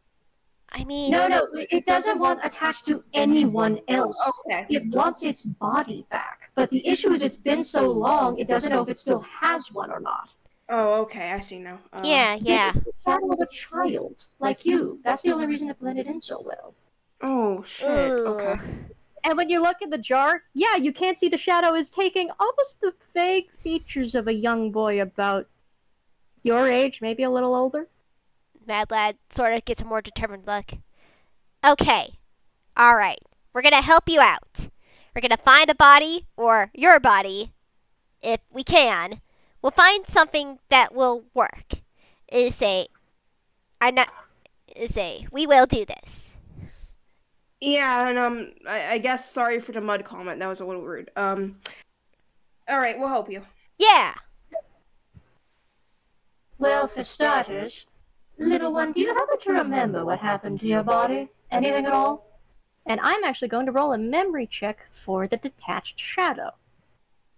Unfortunately, that's going to be a -2 because his intelligence is a whopping 6 right now. And nobody can do anything to help it, so... There's a moment, and that amorphous shadow in the jar seems to swirl a bit, and Swiper goes, "Not that much, huh?" No, I understand. You don't need to apologize. I'm certain I've seen people help others with less. And you did say you were separated for... You don't know how long. It feels like ages, so makes sense that you don't remember, necessarily. Would you have any inkling about it? In the slightest. You were detached by Granny Bunny, yes? He waits a moment, and you seem to think there might have been a nod. The jar's not moving anymore, at least. So, by proxy, your body likely had to do with Granny Bunny, meaning that she detached the shadow from someone and put it somewhere else. Since she's the head of the food court, though, I don't have the most confidence on where it is. Yeah. Wait, hold up. We're already planning on asking those cookie guys in 2 days, about her, her sister. I mean, Info on her. Maybe we can ask her, it might take a little bit, though. yeah, we don't want to be obvious about it either. I mean, we say, unfortunately, I know that bad things have happened to children that have been sent to Bunny. And there are stories of hags that eat children. So, Yeah. our only hope is if the body is still there, because otherwise... And he grimaces. He doesn't even need to say anything else. Yeah, Mad Lad nods. Alright. In the meantime, I do believe you'll be safer with us than you would be returning to the head chef, because if we let you out and you feel compelled to go back, there's not the chance that we'll be able to find it for you. But Can we we... should be able to find something, just giving it time. Yeah, we And can we find will something. Oh, sorry. No, Yes, Bow Tyke, you were saying. yes. Can we at least find, a bigger jar for this guy at the very least? That's, a really tiny bottle. I have something. We could try, but the issue is shadows can squeeze through space about an inch wide at least, so we need to get a container without the risk of letting the shadow out. Yeah, that's the thing. I think, unfortunately, he should be. I'm sorry that I squeezed you into a bottle, but say for your safety and ours, and for you and for us to be able to get your body hopefully back eventually, you'll probably have to stay there. Alright. As you watch the bottle, the shape of the shadow changes. And you almost think you've captured... Now, when I say it's like a fairy in a bottle, it doesn't actually look like a fairy. I want to state that. But it's like just a little person in a bottle. Yeah. The shadow sort of compresses and shifts itself to where it looks like... It seems like the silhouette of a little boy with short, wavy hair. And you can't see the detail of any kind of clothes. Again, it's a very vague shape, but it's just a little boy with short, wavy hair. It's not the shortest, but it doesn't pass by the chin. And you do, in fact, see a couple of little glowing eyes appear. Just little white pricks. Boing. Mad Lad smiles. And it's like, yeah, we're gonna help you in any way we can. And he hands the bottle to Swiper. Swiper carefully takes it, and he kind of stares at it from him because it's clear the little shadow boy does say something. It's almost like a little Peter Pan shadow, you think. Yeah. Oh yeah, no, I can completely understand. She sounds bad. Don't worry. Look, I don't think we can do anything against her right now, but I mean, Augie deals with a lot of magic and curses. If anybody can help, it's likely him. But we may not want to talk to him about it right now. He's got a lot on his plate. Yeah. We'll need to see when those cookies arrive first, and see how they are. Take this one step at a time. Exactly. Again, if we try and rush a hag, we're gonna be pecked. Yep. And Swiper does cast a concerned look to Bow Tyke of, I know it would be tempting to help, but he doesn't want to see you get cooked and eaten. Bow Tyke gives like a little bit of a sad smile. It's like, yeah, thanks for the concern. It's also like, this is kind of messed up though. And I Yeah, feel bad. the mad lad, it does take Bow Tyke's hand. It's like, hey, don't worry. Things will work out. We just need to take things one, like Swiper said, one step at a time. In the meanwhile, what do we call you, by the way? Like, do you remember your name, or do you Yeah. have like a nickname? Mm-hmm. Let me actually roll a memory check. It's unfortunately still going to be a -2 because at the moment, detached shadows don't have a lot of head to them. Mm-hmm. Oh my god! Oh? Never. I should shut. Never mind. Instant foot and mouth. That's an nat 20. Oh, nice. There's a thought for a moment, and you can see the way that this little boy's shadow in your little jar he actually sits on the ground, cross-legged, and folds his arm, puts one hand on his chin, and thinks. You can kind of see this part at least. You can't see the details on the body, but you can see the movement it makes. And he thinks for a moment. And for a split second, as the camera sort of zooms in on the jar, there's a brief flashback. And there's a lot of these human women scattered around this nice big house, all chatting to each other, and then they're looking over and, oh, hello! Oh, aren't you the cutest little thing? Oh, you're adorable, darling. What's your name? Oh, my name, it is... And the memory fades out. And the shadow perks up and whispers something to Swiper real quick. And you can kind of see the visual gesture of just like, which Swiper kind of leans down and is just like, yes, what is it? Uh-huh. Mm-hmm. All right, you don't want me to share it yet? Are you sure? No, yes, I understand Faye and their names. We'll discuss it more when it's safe. All right? All right. He then turns to you and goes, he does remember. It's one of the only things he does remember, but he doesn't want to share it right now. He knows he's one of the only ones here that's been spying at the moment, but he doesn't trust the environment right now. He wants more time to think on it and see if anything else comes up. All right. Okay. We'll give time. All right. Thank you Welcome for baby, Dad. And we'll help you. yeah. And the little shadow guy, he kind of glances up for a moment and he thinks. And I'm going to roll to see if he remembers how to do a thumbs up, because unfortunately he's only got about... he does not have much memory to him.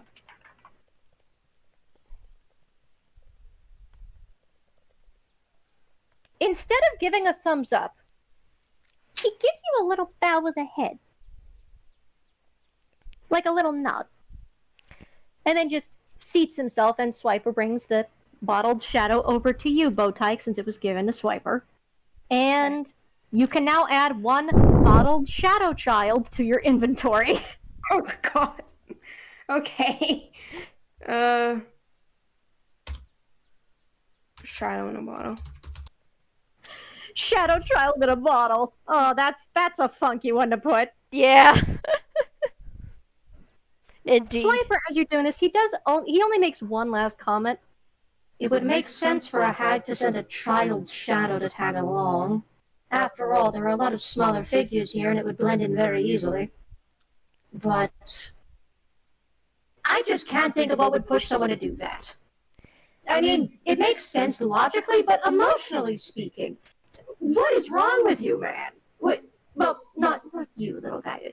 What's wrong with a person to send a child's shadow out?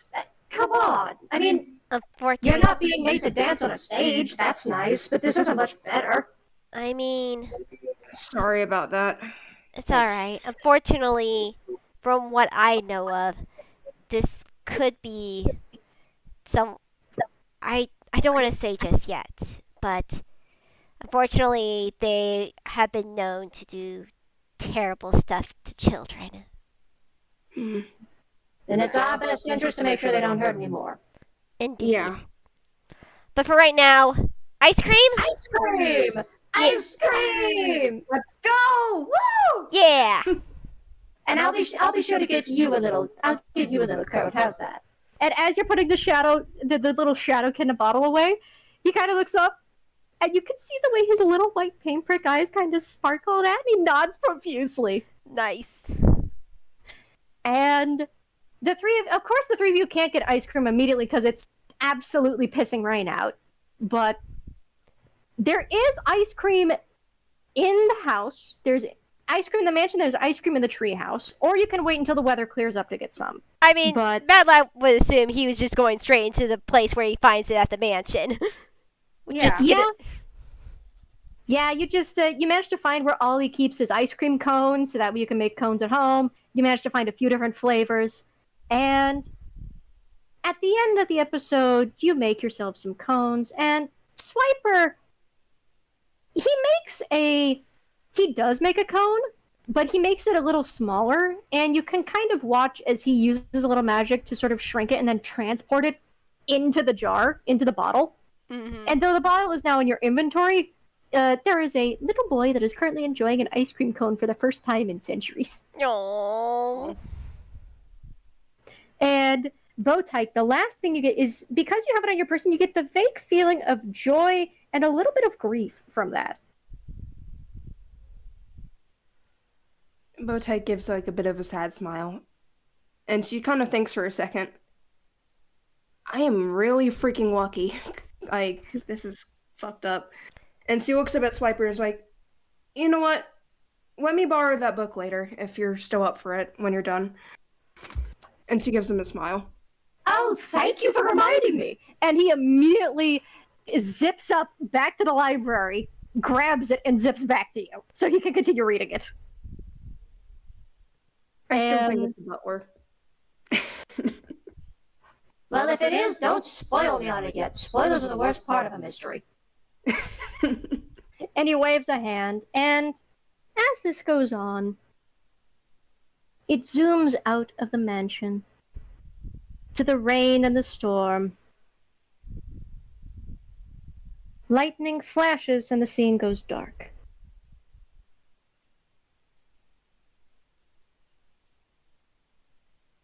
And the FPS ends. Yay. You have learned a few things. You have learned that the Dusk Hag Bella seems to be trying to help Roguefort while maintaining a professional distance. Roguefort cannot read the room to save a damn, so he doesn't realize this. She has apparently been trying to bake hunters to essentially convince the other two not to withdraw Roguefort, as this was a slip-up on someone else. It wasn't Roguefort's fault. Just give him a chance. And now, 2 cookie hunters seem to be on their way to the facility. You've also found out that a shadow child has been tailing your steps and bringing back information, or trying to bring back information, toward Granny Bunny. Specifically Granny Bunny. And that the boy does remember his name, but doesn't want to give it out presumably because he spent centuries with a fae, and that would be suicide. So you know. Yeah. Mm-hmm. So he remembers it, but you seem to get the implication he's keeping it safe, because he doesn't want to lose it like Roguefort lost his name. Or dead name, but you know. But you also do know that there are ways to contact Dusk Hags. And while you could try the Crossroads method, you don't know if it'll work with just the nickname you've learned, or if that would count as a full name or not. But either way, there will be cookies coming in a couple of days. Roguefort gets 2 new companions. You, Bow Tyke, now have a shadow child in a bottle. And Shadow friends at this point. To be fair, the fae, detached shadows are considered fae. So this is more of a fae thing, but like I do get the joke of like, oh well, shadows are a thing. Yeah. But Yeah. you do also get to know that is pretty much all you get. You also know that you can't share this with Roguefort because you know. Yeah. Yeah. Something In the meantime- Oh, sorry. No, go you ahead. first. You first. I'm like, the moment like his Swiper is like, it's not. It's better. It's not like at least it's not like not dancing on the stage. And I was like, oof. I was like, ow. That was like an ow moment. I felt. Oh no, he didn't even realize that. Honestly, he was just thinking hag standards. He wasn't thinking like, oh, when you made him dance on stage. Yeah, because like Bow Tyke, I was trying to say sorry, but like it ended up like. No, I caught it. He just didn't have the time to accept it or anything because it's just like, well, what are you apologizing for? But I know that. Okay, so Daisy hopped down, but that is the end of the FPS. We would like to thank you all for listening in. And before above board, before I finish the recording, please tell me that still counted as low angst. I'm begging you. Low medium.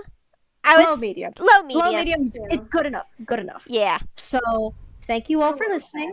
Remember to stay hydrated, stay cool because it's getting real hot in some places. Stay safe.